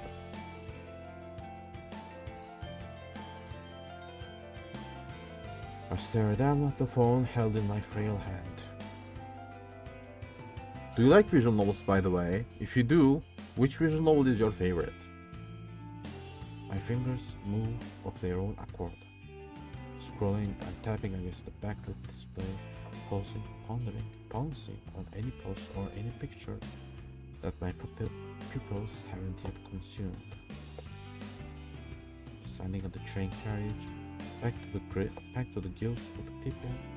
I can't help but my I never played Doki Doki, but maybe I should play. But I played Steins Gate and Danganronpa. Have you played it? Have you ever played visual novels? If you did, which visual novels you have ever played? There are lots of visual novels that I want to play, but they are kinda expensive. Especially with the dollar and shit. But yeah, I played Steins Gate. After playing Steins Gate, I just fell in love with visual novels, you know. I just love visual novels. Visual novels made me into a weeb. They turned me into a weeb.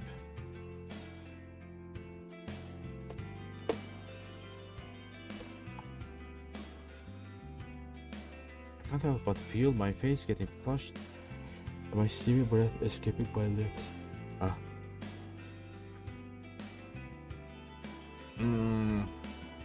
I know Doki Doki is the most popular, most mainstream one, but I just watched a video of it and then I never played it. I don't know. I just know the plot. I just know what the game is all about, so I just don't want to play it. I digest post after post, photo after photo, memorizing the comings and goings of every single person on my noise activity feed. I catch my breath, breathing getting heavier, my gas becoming short and sharp. Short and sharp. Ray went to the dentist yesterday for a root canal. Mizuno shared some photos from her international vacation. Kawahara objects to owning pets and thinks all animals should be free.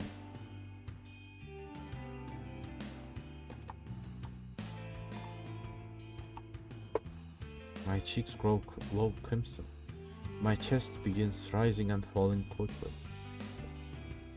I clutch the collar of my shirt, knuckles whitening, knees shaking. A few people in the carriage start to move away from me, but I barely notice them. Fucking hell, she gets turned on by the fucking gossip, what the fuck?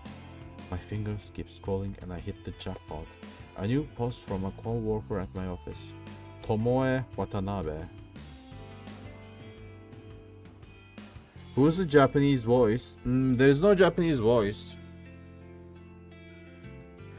I am reading the subtitles. I am reading what's written on there. On the other hand, the voice acting is in English. There is no Japanese voice acting, sadly. I usually prefer Japanese voice acting, but this game only has English. But well, English voice acting is good enough. She's a gal girl, the type with a heavy fake tan. Bleached blonde hair and questionable clothes. What do you mean by the who's the Japanese voice? I don't get your question. I hate her, but I love her posts. This morning's update reads: Momo 33 minutes ago. Just found this corpse girl website. Such fake bull. Waiting to meet a bitch to try it on. Waiting to meet a bitch to try it on. Tomoe Watanabe.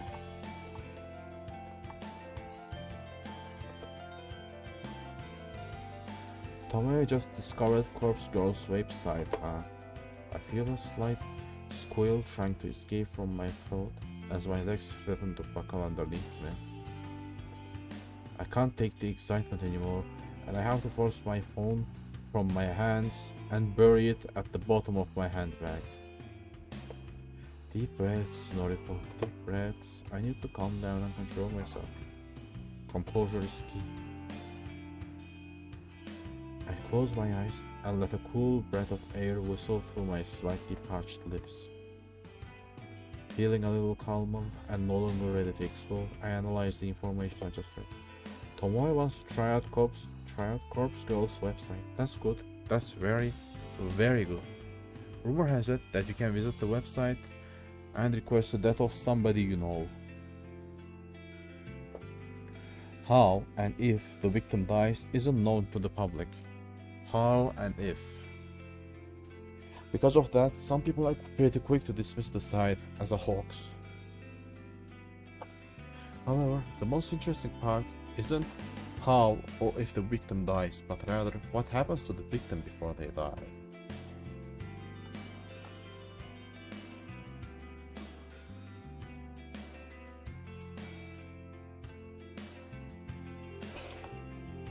Supposedly, the victim will receive a photo of their own corpse. How this photo exists before the victim's life is snuffed out isn't public knowledge. But the thought of this phenomena occurring is utterly intriguing. Nevertheless, the site has been gaining popularity lately, at least in certain corners of the internet. Message boards like Noise Channel and other similar sites have picked up on the rumors and like to exaggerate the website's authenticity. The fact that someone like Tomoe, a rather dense, dim-witted individual, has discovered the website means that it's actually more well known than I previously thought.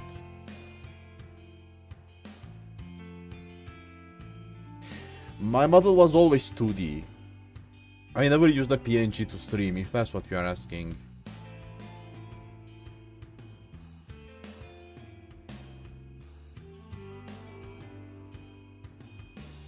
If that's what you are asking, my model was always 2D. It was always can move. It was never, you know, it was never a PNG. Sometimes I use it as a PNG because, well, my phone's battery dies.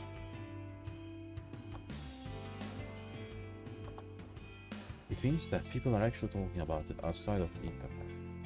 Chances are good that Tomoe will want to try it out and request that of someone in the office, a co-worker.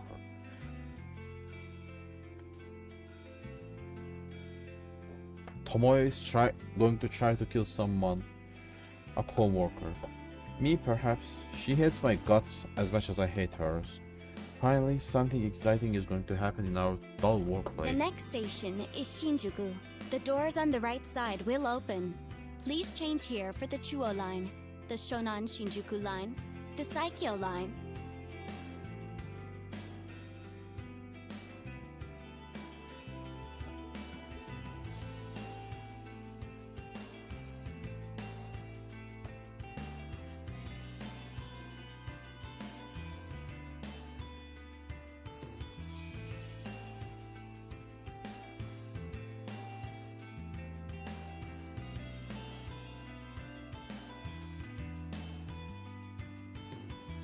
Only free of the tangled mass of flesh, I hasten my pace and navigate through the labyrinthine station.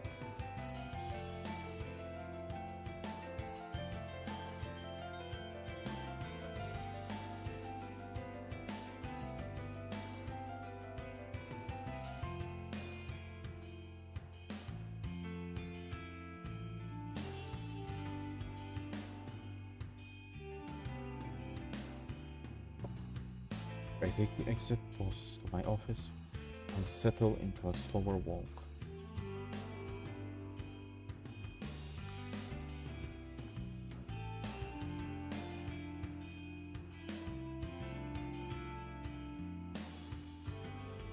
I'm on time and I never desire to reach the office any earlier than needed. It doesn't take long for the looming office tower to enter my field of vision. 32 stories of office space crammed into one sleek slam tower.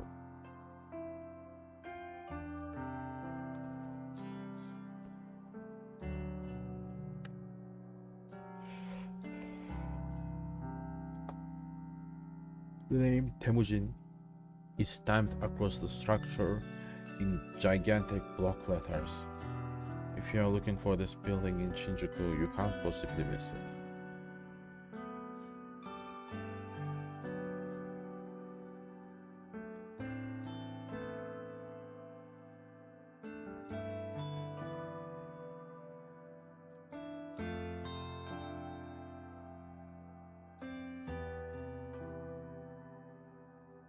Temujin carries the title of Japan's third biggest banking corporation. It's a gigantic company, with other branches in Kyoto, Osaka, Sapporo, Fukuoka, and a dozen smaller cities I don't even remember. I worked here for close to 3 months now. Not a long time in the grand scheme of things. That said, I'm only a temp, and all I do is data entry. I work on the 14th floor along with about 60 other junior employees, including gal girl Tomoe Watanabe.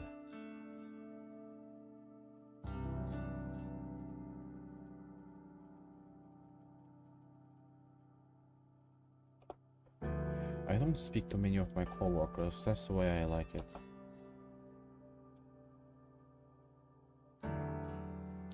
When I reach the building, I enter through the giant double sliding doors and find myself in the familiar lobby.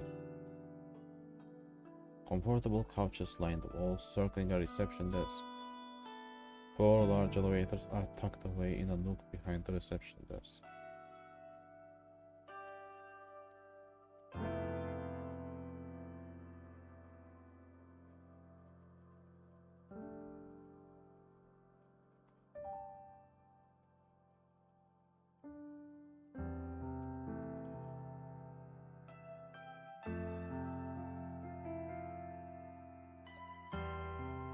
I wait for crowds of sharply dressed business people, feeling a little out of place in my semi-formal shirt and skirt. Ducking into newly opened elevator, I tap my employee ID card to a backlit panel and press the button on my floor. The doors close and the elevator begins a smooth ascent. I'm surprised to find that I'm the only one traveling up.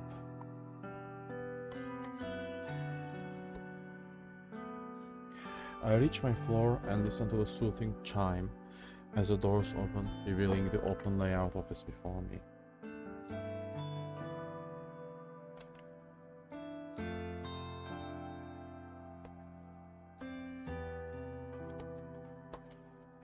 The static drone of workspace noise fills my ears.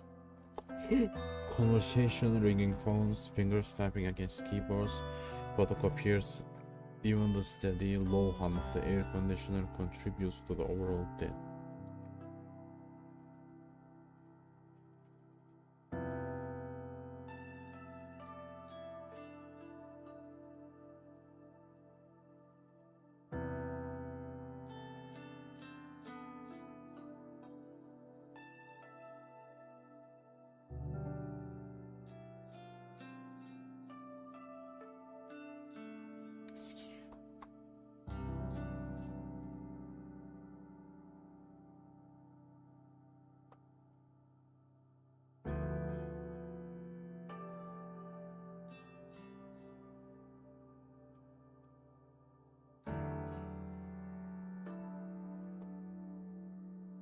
Good morning, Kurosawa. Shinya Fujikawa, my senior, though he's really only a couple of months older than me. Worked here for a whole year after taking an internship straight out of senior high school. He's not an intern anymore, so I'm not quite sure of his job title. Morning, Fujikawa. Morning, Fujikawa. Noriko. I need to check something, like...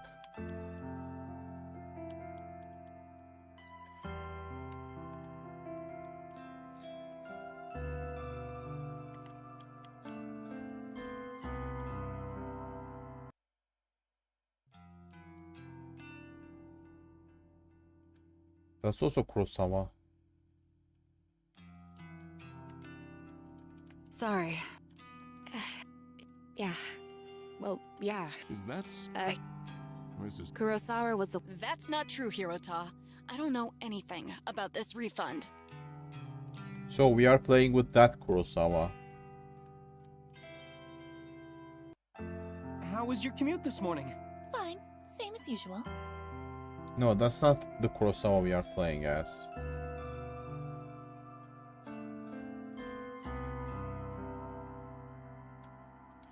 Oh wait, we are Fujikawa. Oh no, we are Kurosawa. Okay, we are Kurosawa, Norika.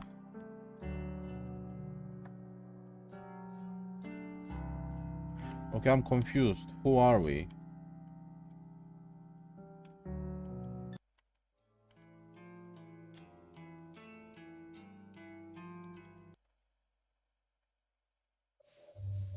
Emi Katsuno.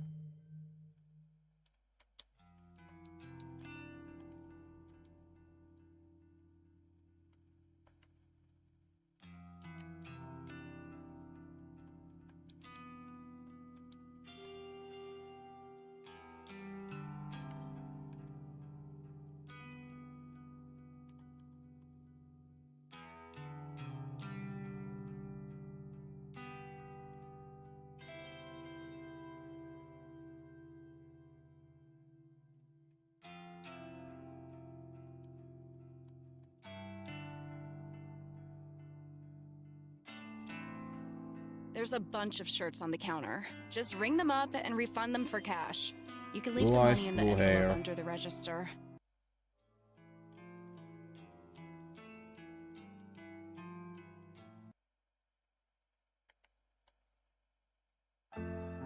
Oh no, that's a different Kurosawa.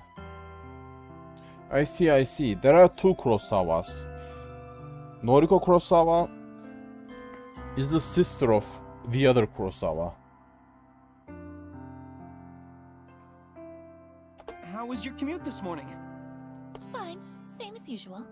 Fine, same That's as good to usual. hear. Did you read any of your novels? Horror books I like to read. I can tell from his tone that he doesn't exactly approve of the subject matter. I have known him since junior high. We go way back, but I wouldn't exactly call us friends. However, he's the one that landed me this job, even though it's just a temporary contract. I've always had the feeling that he's a bit too sweet on me. I could be way off the mark though. Well, I couldn't get a seat on the train today. Too hard to read while standing.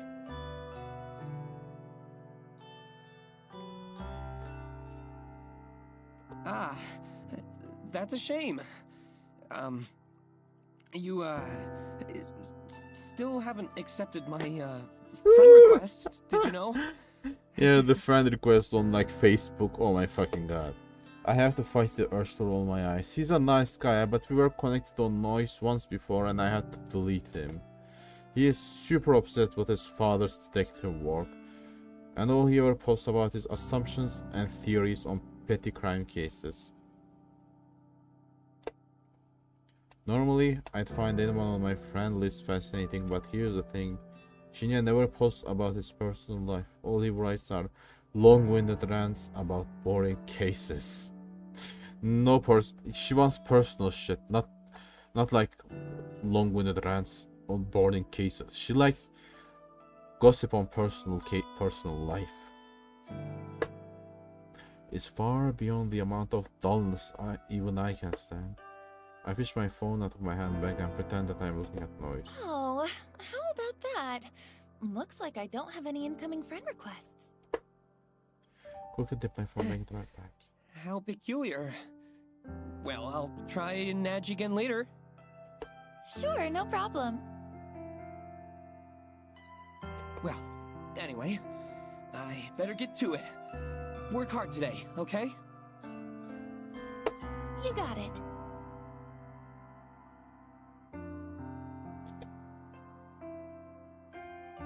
Shinya offers a formal bow and goes on his way. Before I can take a step toward my desk, a mocking voice whispers in my ear. How long are you gonna lead on sweet little Shinya? How long are you gonna lead on sweet little Shinya? I mean, he's a sweet little Shinya, you know, he's like a nice guy. He's one of the nicest guys you can meet. Just like, tell him off.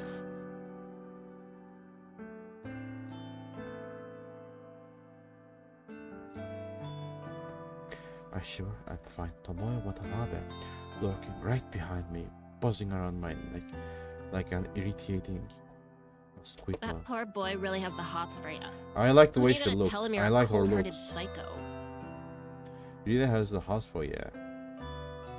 When you gonna tell him you're a cold-hearted psycho? Listen, I'm not leading him on, and I'm no psycho. I'm not leading him on, and I'm no psycho.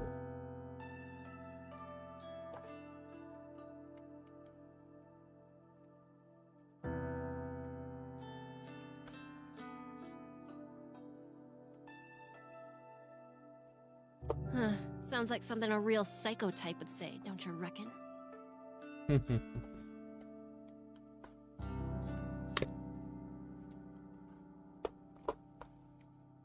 Of course, this is none other than Girl Tomoe. The very same brain that moron who posted this morning about wanting to try a Corpse Girl's website.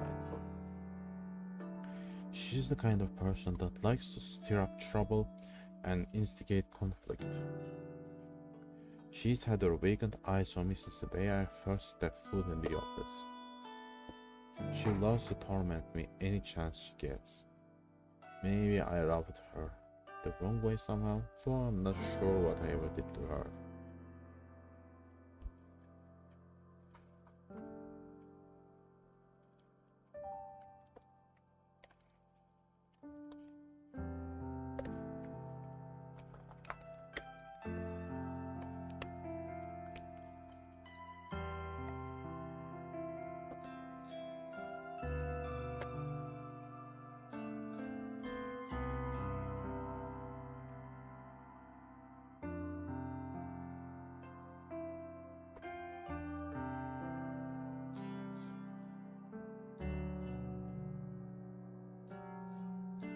Even though she's a data entry temp like me, she's worked here just a little longer than I have. Unfortunately, that means I have to defer to her as my superior in this professional environment. She knows as much and likes to take advantage of the fact as often as possible. It's funny, you know.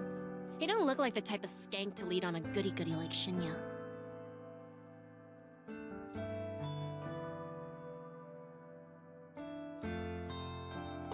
I told you, I'm not leading him on. Well, if you're not interested, maybe I'll take him out this weekend and tongue him at the cinema. I'll take him out this weekend and tongue him at the cinema. Gross.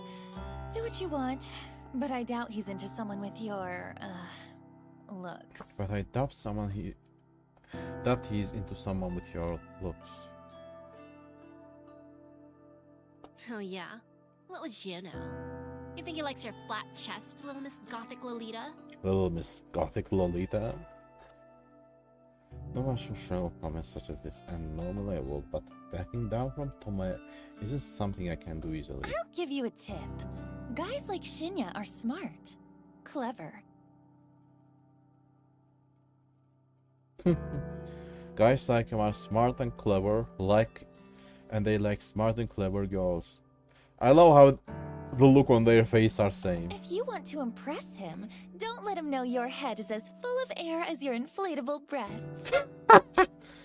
Don't let them know your head is as full of as your inflatable breasts. A flash of crimson lights up Tomoe's face and she looks ready to lash out. Don't let them know that your head is as full of hair as your inflatable chests.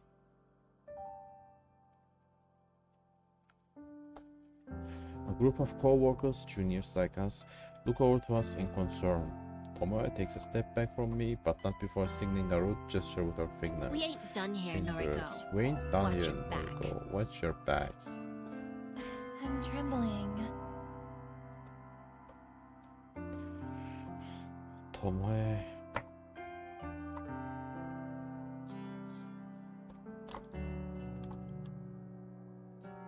Little Miss Gothic Lolita. Little Miss Gothic Lolita.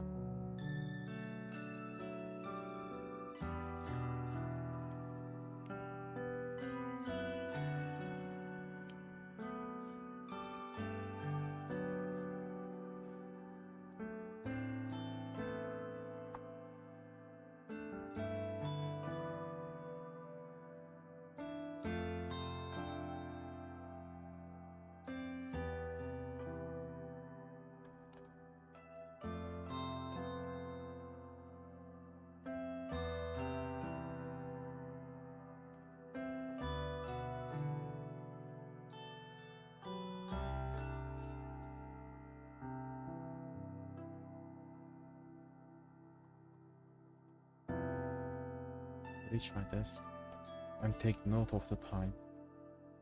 I was supposed to start working 5 minutes ago, so I quickly log into my computer and check today's task list.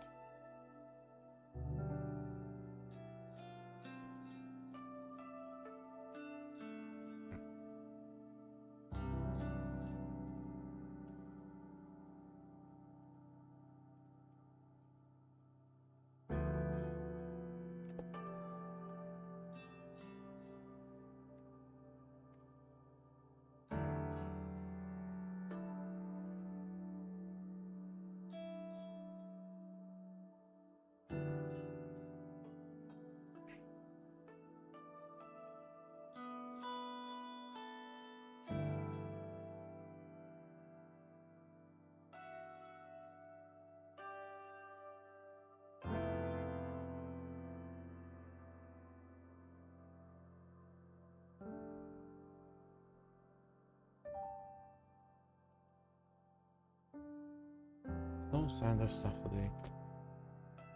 I need to transfer a few tables of numbers from a spreadsheet into our company's online database.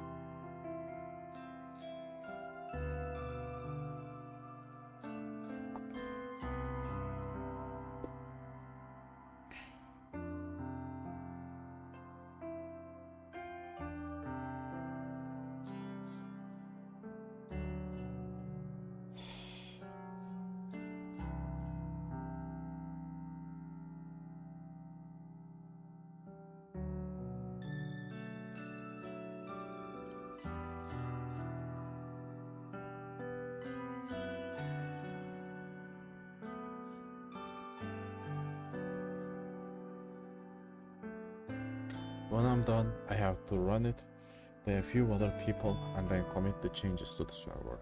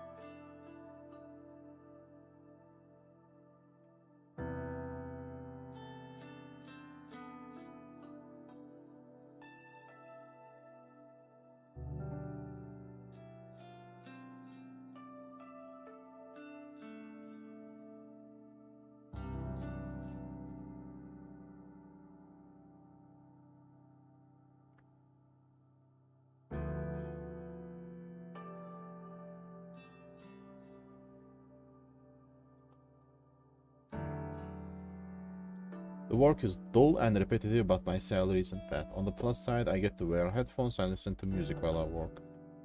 I dip into my handbag and retrieve my headphones, my phone, a can of milk coffee, and a handful of breath mints. I lay them all out on my desk neatly. I zip my headphones on, unplug them into my phone, and hit play on my work playlist. Loud symphonic metal. Oh my god, she likes symphonic metal. I like symphonic metal too, god damn it. Lovingly thrashes my ears as I crack open the can of coffee and take a long sip.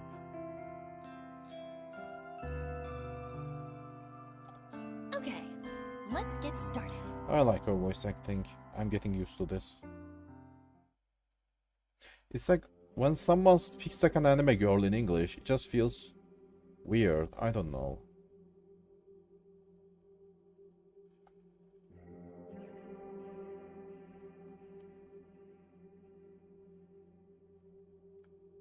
I return home to my quiet, cramped apartment after work.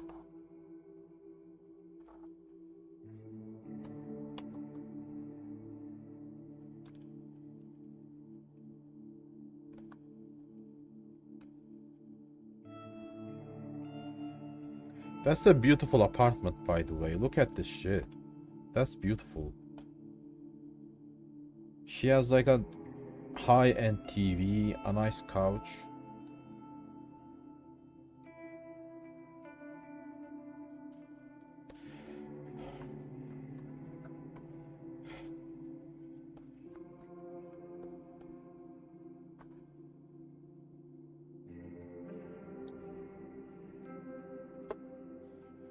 This place is eerily silent, a stark contrast to the bustling office where I spend my days.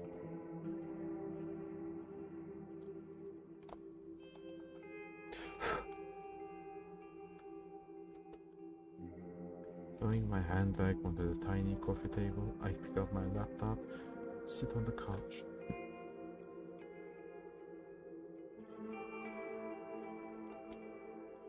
I lie back and get comfortable, letting the laptop rest on my stomach as it boots up.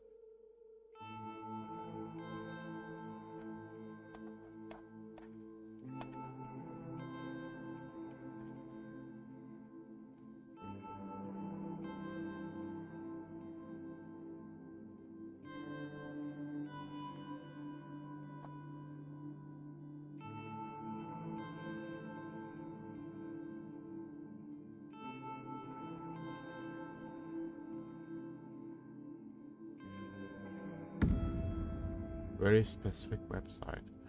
Corpse Girl's website. A cute dancing zombie girl is animated at the top of the page.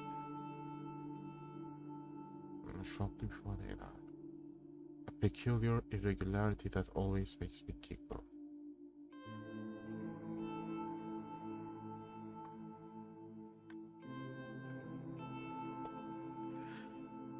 I noticed that the page view counter at the bottom of the site is nearly the same as it was yesterday. There have been maybe 4 or 5 new visitors. I heave a sigh. Maybe the website isn't quite that well known after all. That begs the question, how did Tomoe discover it? Well, never mind that. My eyes scanned the website's content. Request a death, big, bold letters headline the site.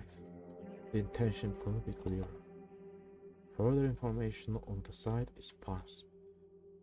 Brief instructions tell the user to fill in a victim's phone number and upload a photo.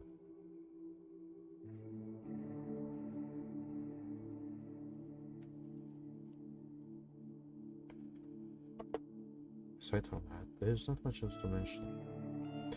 It doesn't even ask for a name. After scanning the site, I move my mouse to the browser's address bar and click. I type forward a slash after the website's address and then add the word admin.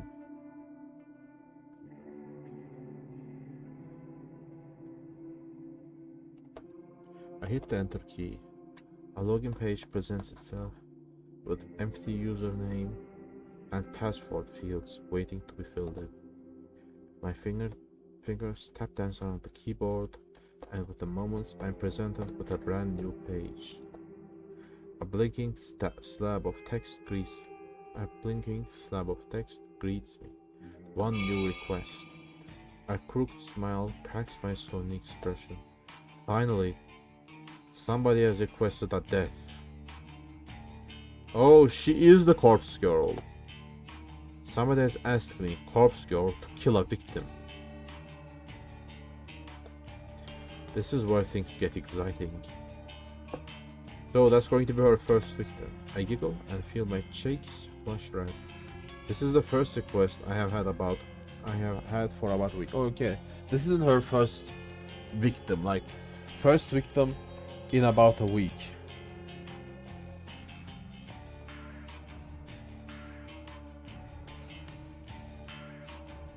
I've been logging in every evening, fingers crossed that somebody has elected a new victim for me.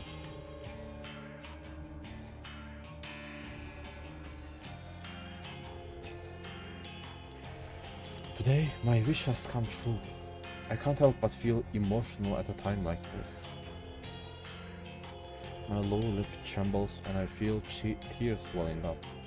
I rub the corners of my eyes gently to avoid smudging my makeup.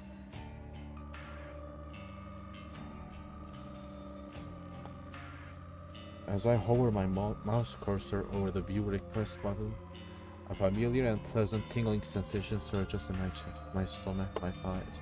I shiver with anticipation, my hot and steamy breath beginning to foam up the laptop screen.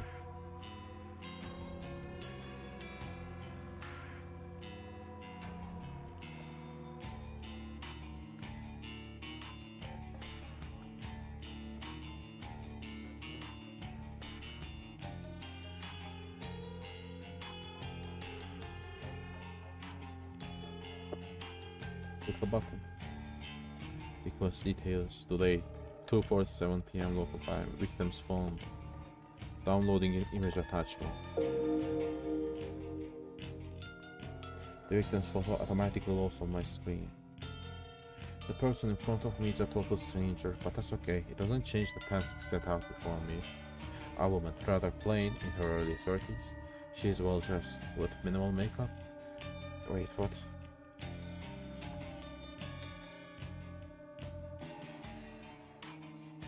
And she's not really putting her personality on display. It's a nice photo, better quality than some of the images I have received in the past. In fact, the photo looks like a corporate ID picture. I wonder if it was downloaded from a company database or website. Well, the source of the photo doesn't matter. The simple fact of the matter is that somebody has made a request for this person to die. It falls to me to fulfill that request, and as Corpse Girl, I take requests very, very seriously. Oh, I see. She does fulfill those requests. I have a victim's photo and I have a phone number. All I need now is to select a way for her to meet her untimely demise.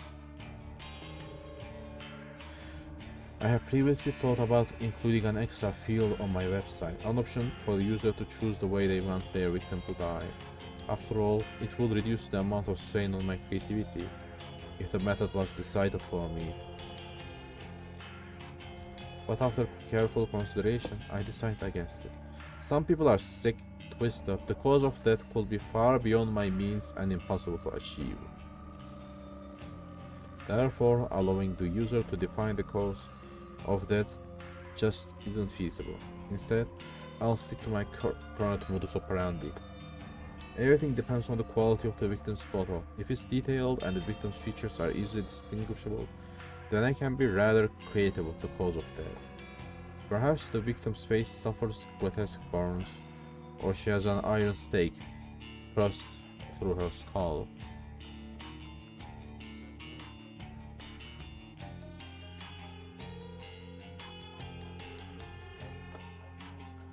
However, if the victim's photo is low quality and doesn't provide enough detail to identify the subject, I have to resort to the default cause of death.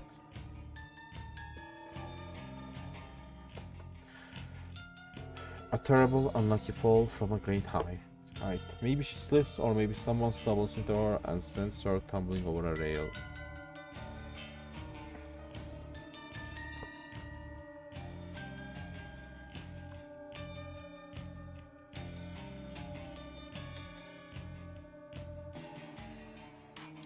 The end result will be the same, a swift, crushing death from on high.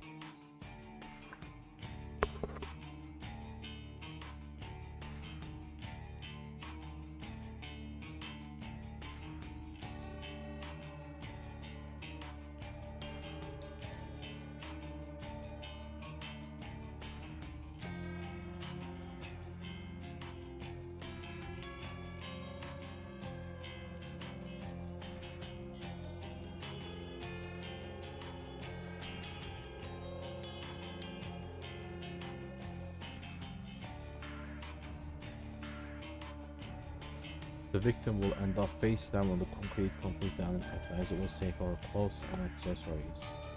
It's not my favorite cause of death, but in some cases it is necessary. Regardless, it is still a valid way to fulfill the request. But now it's time to get started.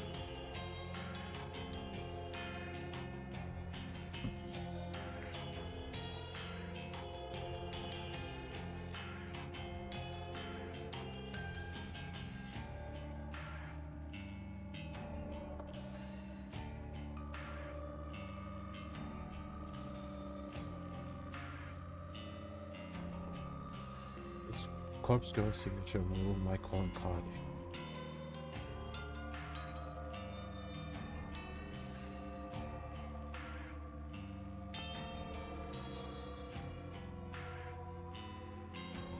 And that's precisely the reason I take this step. To make the victim panic and act rashly. First things first, I saved the victim's photo on my laptop's hard drive. I stored it in a folder discreetly named system files hidden away in the root directory of my operating system. A password encrypted directory, of course.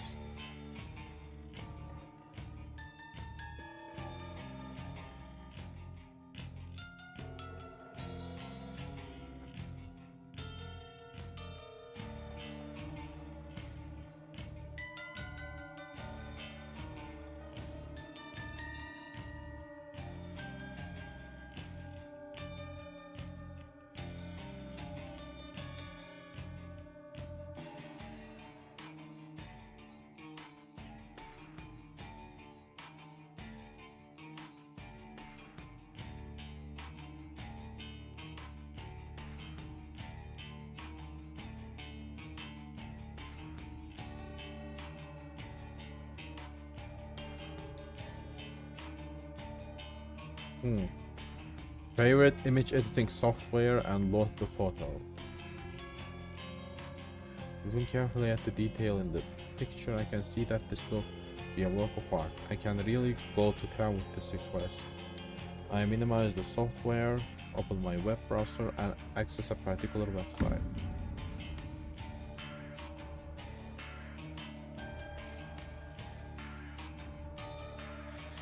Database of the deceased, the DD. As it's known on the dark web, my secret weapon, the ultimate resource for my work.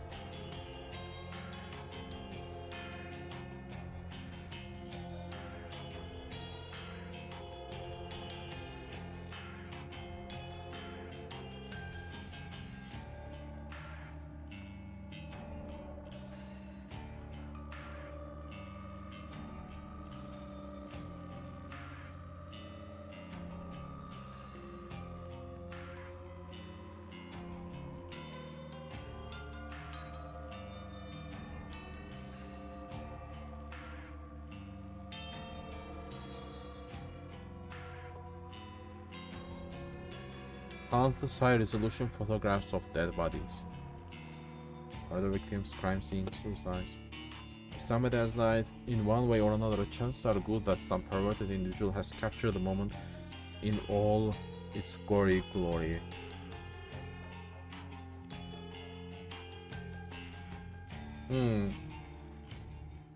Using these photos as a base, she can edit the victim's details into the picture.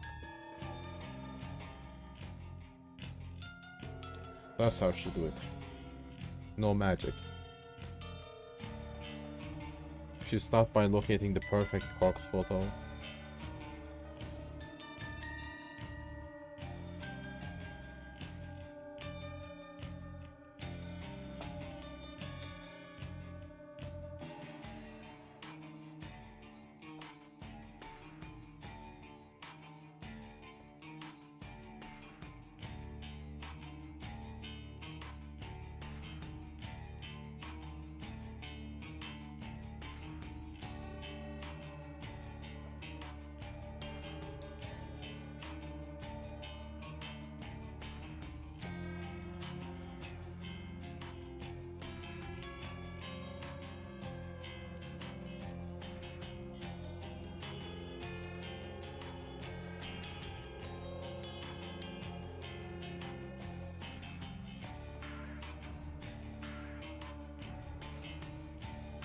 Digitally edit victim's face onto the body.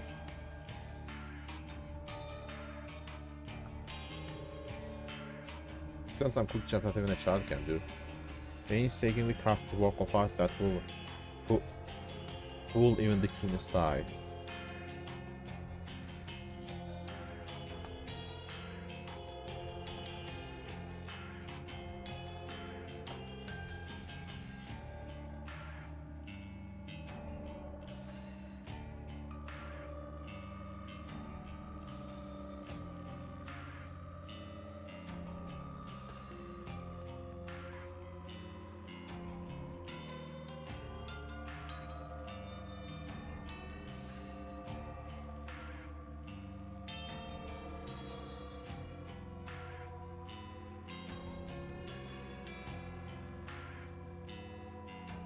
Just sight enough to make the photo truly unique. If the victim decides to reverse image search the photo and discovers that it's a forgery, all my work will be for naught.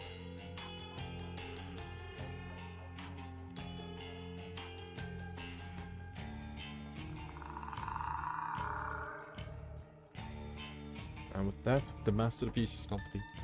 A grisly, gruesome, graciously gory gift for the soon-to-be departed. The victim will receive this photo of a corpse that is, for all intents and purposes, a perfect replica of her own physical form.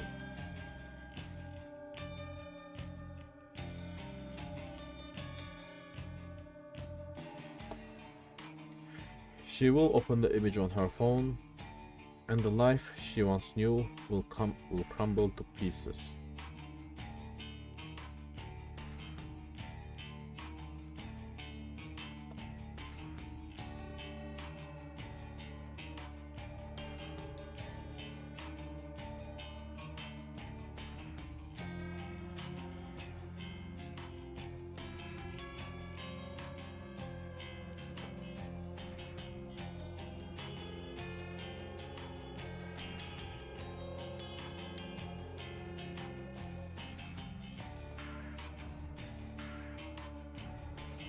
The macabre vision before me is exhilarating. Adrenaline and dopamine surge throughout my body, giving me a sudden head rush of bliss.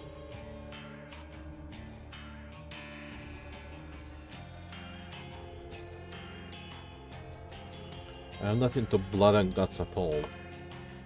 The excitement comes from taking control of somebody else's life.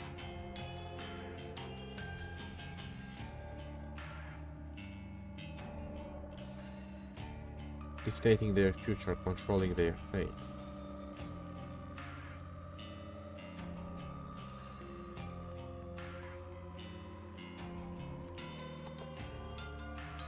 For with the creation of this image, I have taken the victim's life into my own hands, like a puppet master pulling the strings of a marionette.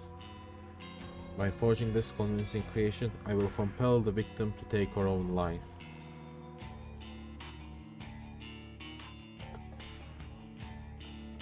That's right, my own hands need not become stained. The hands of corpse girl have never been dirtied with the blood of a victim.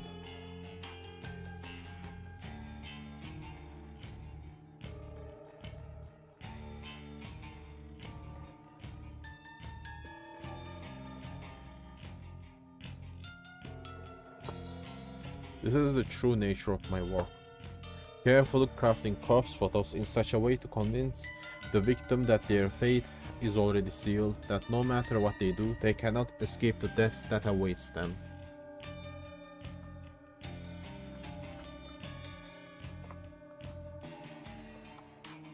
And the date stamped on the photo is the icing on the cake, the ultimate driving force behind the victim choosing to end their own life.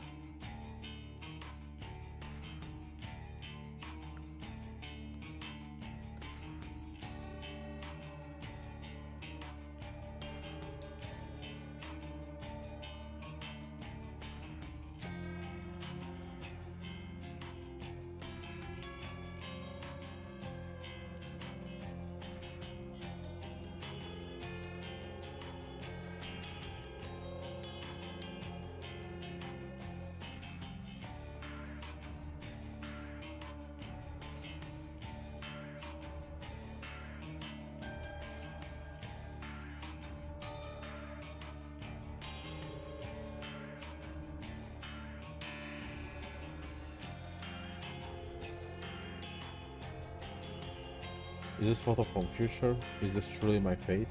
How can I outrun a future that has been pre-decided? These are the thoughts that run through a victim's mind. Despair and dread flood the senses. Overwhelming anxiety gives way to calm acceptance.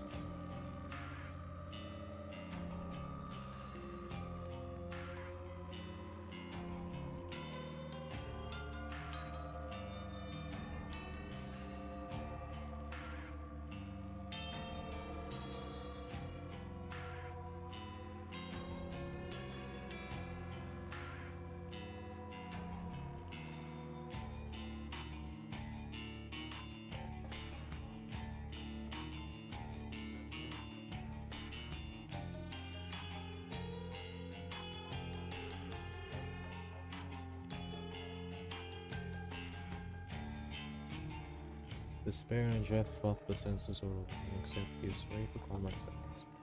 This is my dead body, this is how I die. Why should I fight it? And when the victim's last vestige of resistance gently breaks, like a silk spider web being torn by a cool breeze, they finally give in. They invite their end.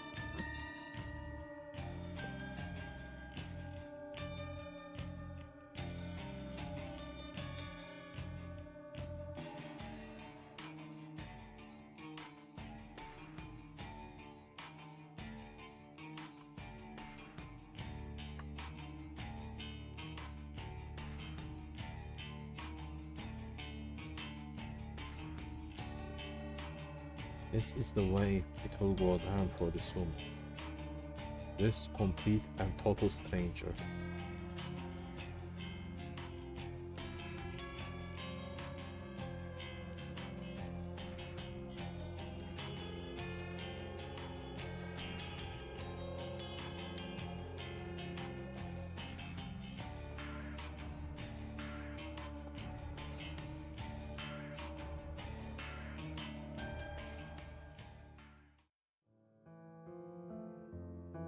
She's cute and hot.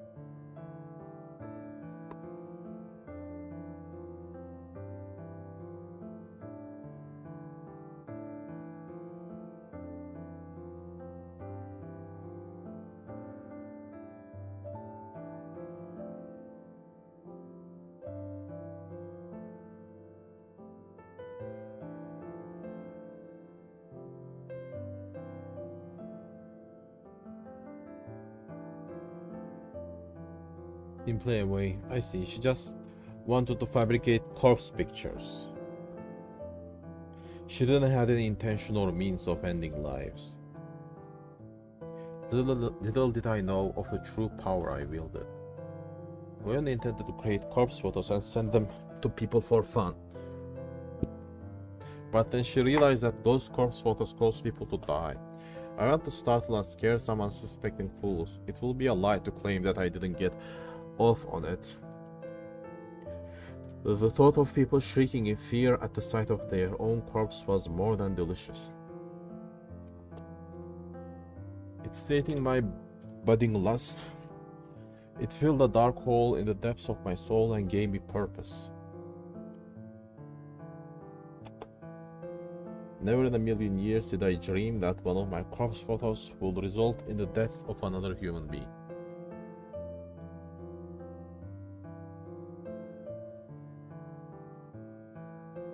She never thought of that, but now she's like, at first she wanted to scare people, and then she wanted to kill people because, well, she likes the thought of controlling other people's lives.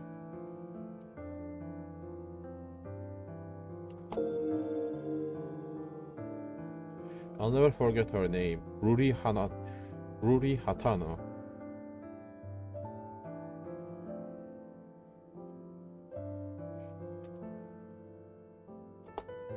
20-something, slim, gorgeous eyes that took my breath away the moment I gazed upon her portrait. She was the first person to make me feel about crafting corpse photos. The only person to make me feel bad about it. But I did it anyway. Corpse girl never rejects a request. It's my conviction. It's my conviction. I forged a beautiful rendition of her death. Thanks to some rather macabre source photos obtained via database of the deceased database, I strung Rui's corpse up in a field like ghoulish scarecrow.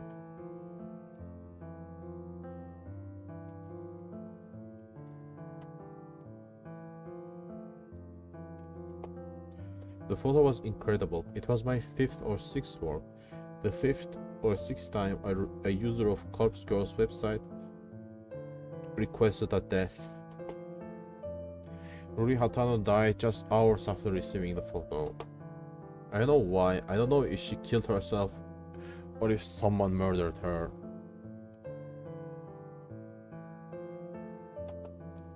But I know one thing.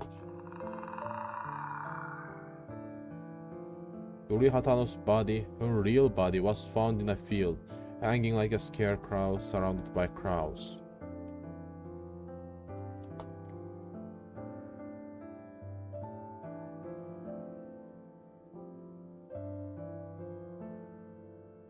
Her eyes had been gouged out of her skull and her stiff fingers clutched her phone tightly.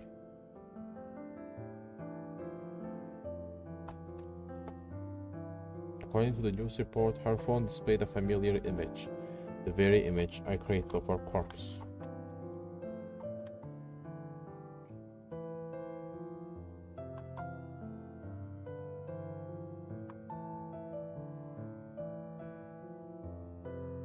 Slim, gorgeous eyes took my breath away the moment I gazed upon her portrait. I see. She liked her eyes, and that's why she gouged her eyes out. When I first learned of Ruri's death, I was overcome with varying emotions. I felt sick, elated, disgusted, overjoyed, depressed, and aroused. She felt like shit and she was horny. Like, she was elated, disgusted, overjoyed, depressed, and aroused.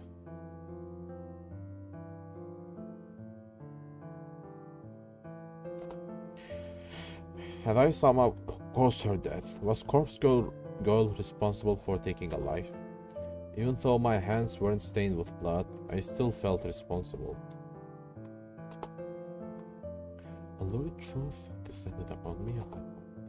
Corpse Girl held the power to end lives, and the more I dwelled on that fact, the more obvious it became to me.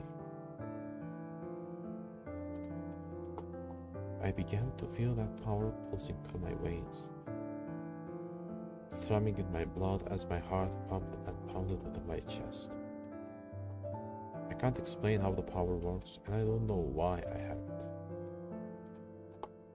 But somehow, the corpse photos I create can compel a victim to end their own life, or compel someone else to end it for them. Ruri died in the same way that I envisioned. Her dead body matched the fake corpse photo I painstakingly crafted. And I didn't even have to leave the safety and comfort of my apartment to ensure her death. Corpse Girl's power is real, extraordinary, and I want to exercise that power as frequently as possible.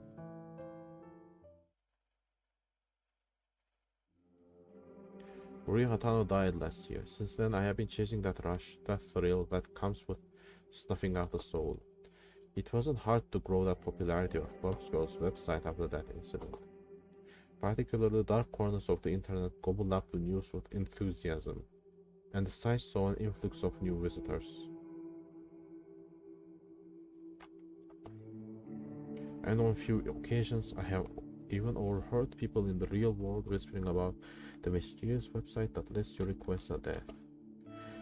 I have crafted corpse photos for dozens of requests. Each photo is more convincing and realistic than the last, thanks to my ever-evolving skills. But none of my recent attempts have been successful.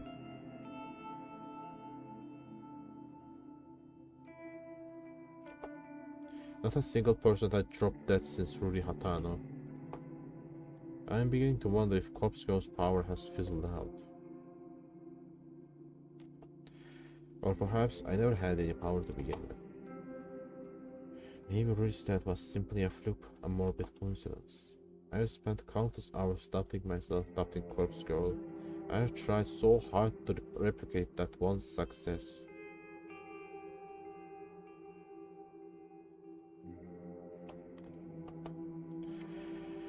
Every time I receive a request, I do the same thing as I did in Ruri Hatano's case.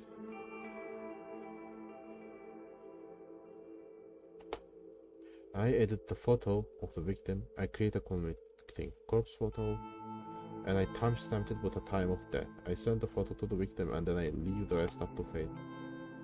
But nothing ever comes of it. Unless so delusional to think that in normal circumstances.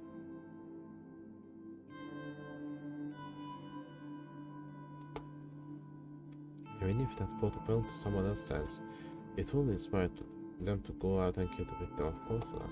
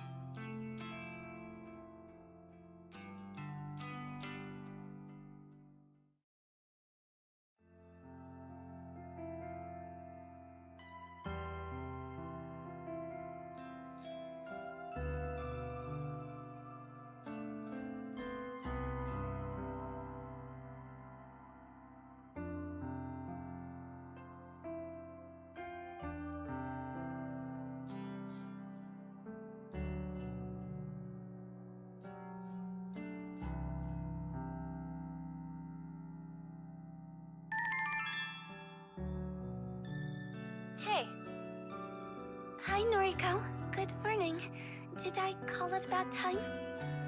Ooh, Aoi. It's the girl we met at the beginning of the game. Not at all. I'm just about to go into the office. Oh, should I call back later? It's no problem. Don't stress. Okay, sorry. The nervous, apologetic girl on the other end of the call is Aoi Sato, our old school friend from back in the day. Though we never really had any common interests, we used to be inseparable at school. I see. They have no common interests, but inseparable.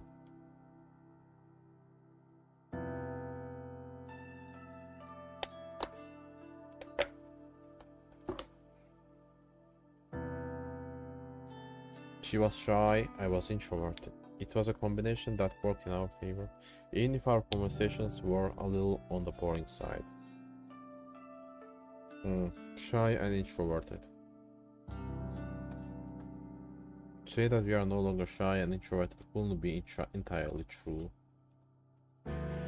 Aoi has gotten better, she's definitely more outgoing, but she still suffers from a great deal of social anxiety. As for me, I'm still pretty introverted. Well, yeah, she spends most of her time alone. My tolerance for being around other people has improved a bit, but I do prefer solitude. And visiting places I have never been to puts me on edge. I see. Doesn't visit places she has never been to, and tolerance for being around other people. To call Aoi my best friend will be accurate. She's my closest confidant. Even so, she knows nothing about my part-time masquerading as corpse girl. No one does, and I plan to keep that up. So, Aoi, what did you want to talk about? Oh, well, you see, that guy at work is still bothering me, and I wanted to see if you had any more advice for me. Ah, jeez. The older guy that always hits on you? The older guy that always hits on you. Yeah. What a creep. You're 19, for God's sake. He must be, what, 50? I think he's 52. You know his actual age? Well, whatever. If he's still bothering you, you have to take a stand. He's not your coworker, right? Just a regular customer? That's right. Then tell your manager. Have him banned from the venue. I can't talk to the manager. I don't want to cause trouble for the company. Jeez, girl. Sometimes you need to stand on your own 2 feet. I know. Well, if talking to the manager is out of the question, then you need to be firm with the creep. Tell him you won't stand for being groped anymore. His behavior is simply unacceptable, and if he won't change, you won't serve him anymore. He's scary, Noriko. I don't know if I can confront him like that. He's always drunk. Even before he comes into the place, I try not to serve him too much, but... Are you sure you can't quit that stupid job? Working at a maid cafe really doesn't suit you at all. I thought you wanted a government position. I do. I want to work in a cozy office, kind of like you, but you know I don't have any qualifications. Why don't I see if there's anything open here? Maybe Shinya can help out. He got me this job, remember? Shinya. Maybe. He was always a nice guy, right?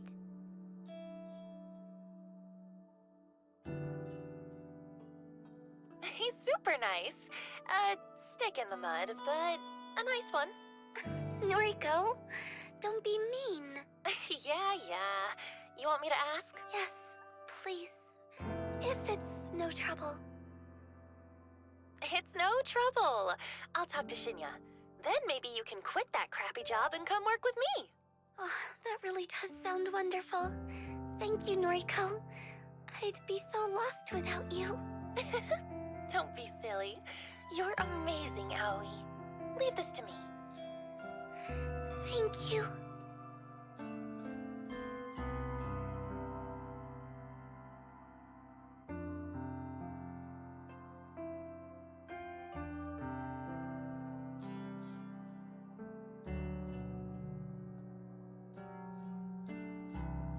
Good morning, Kurosawa. Fujikawa. Good morning.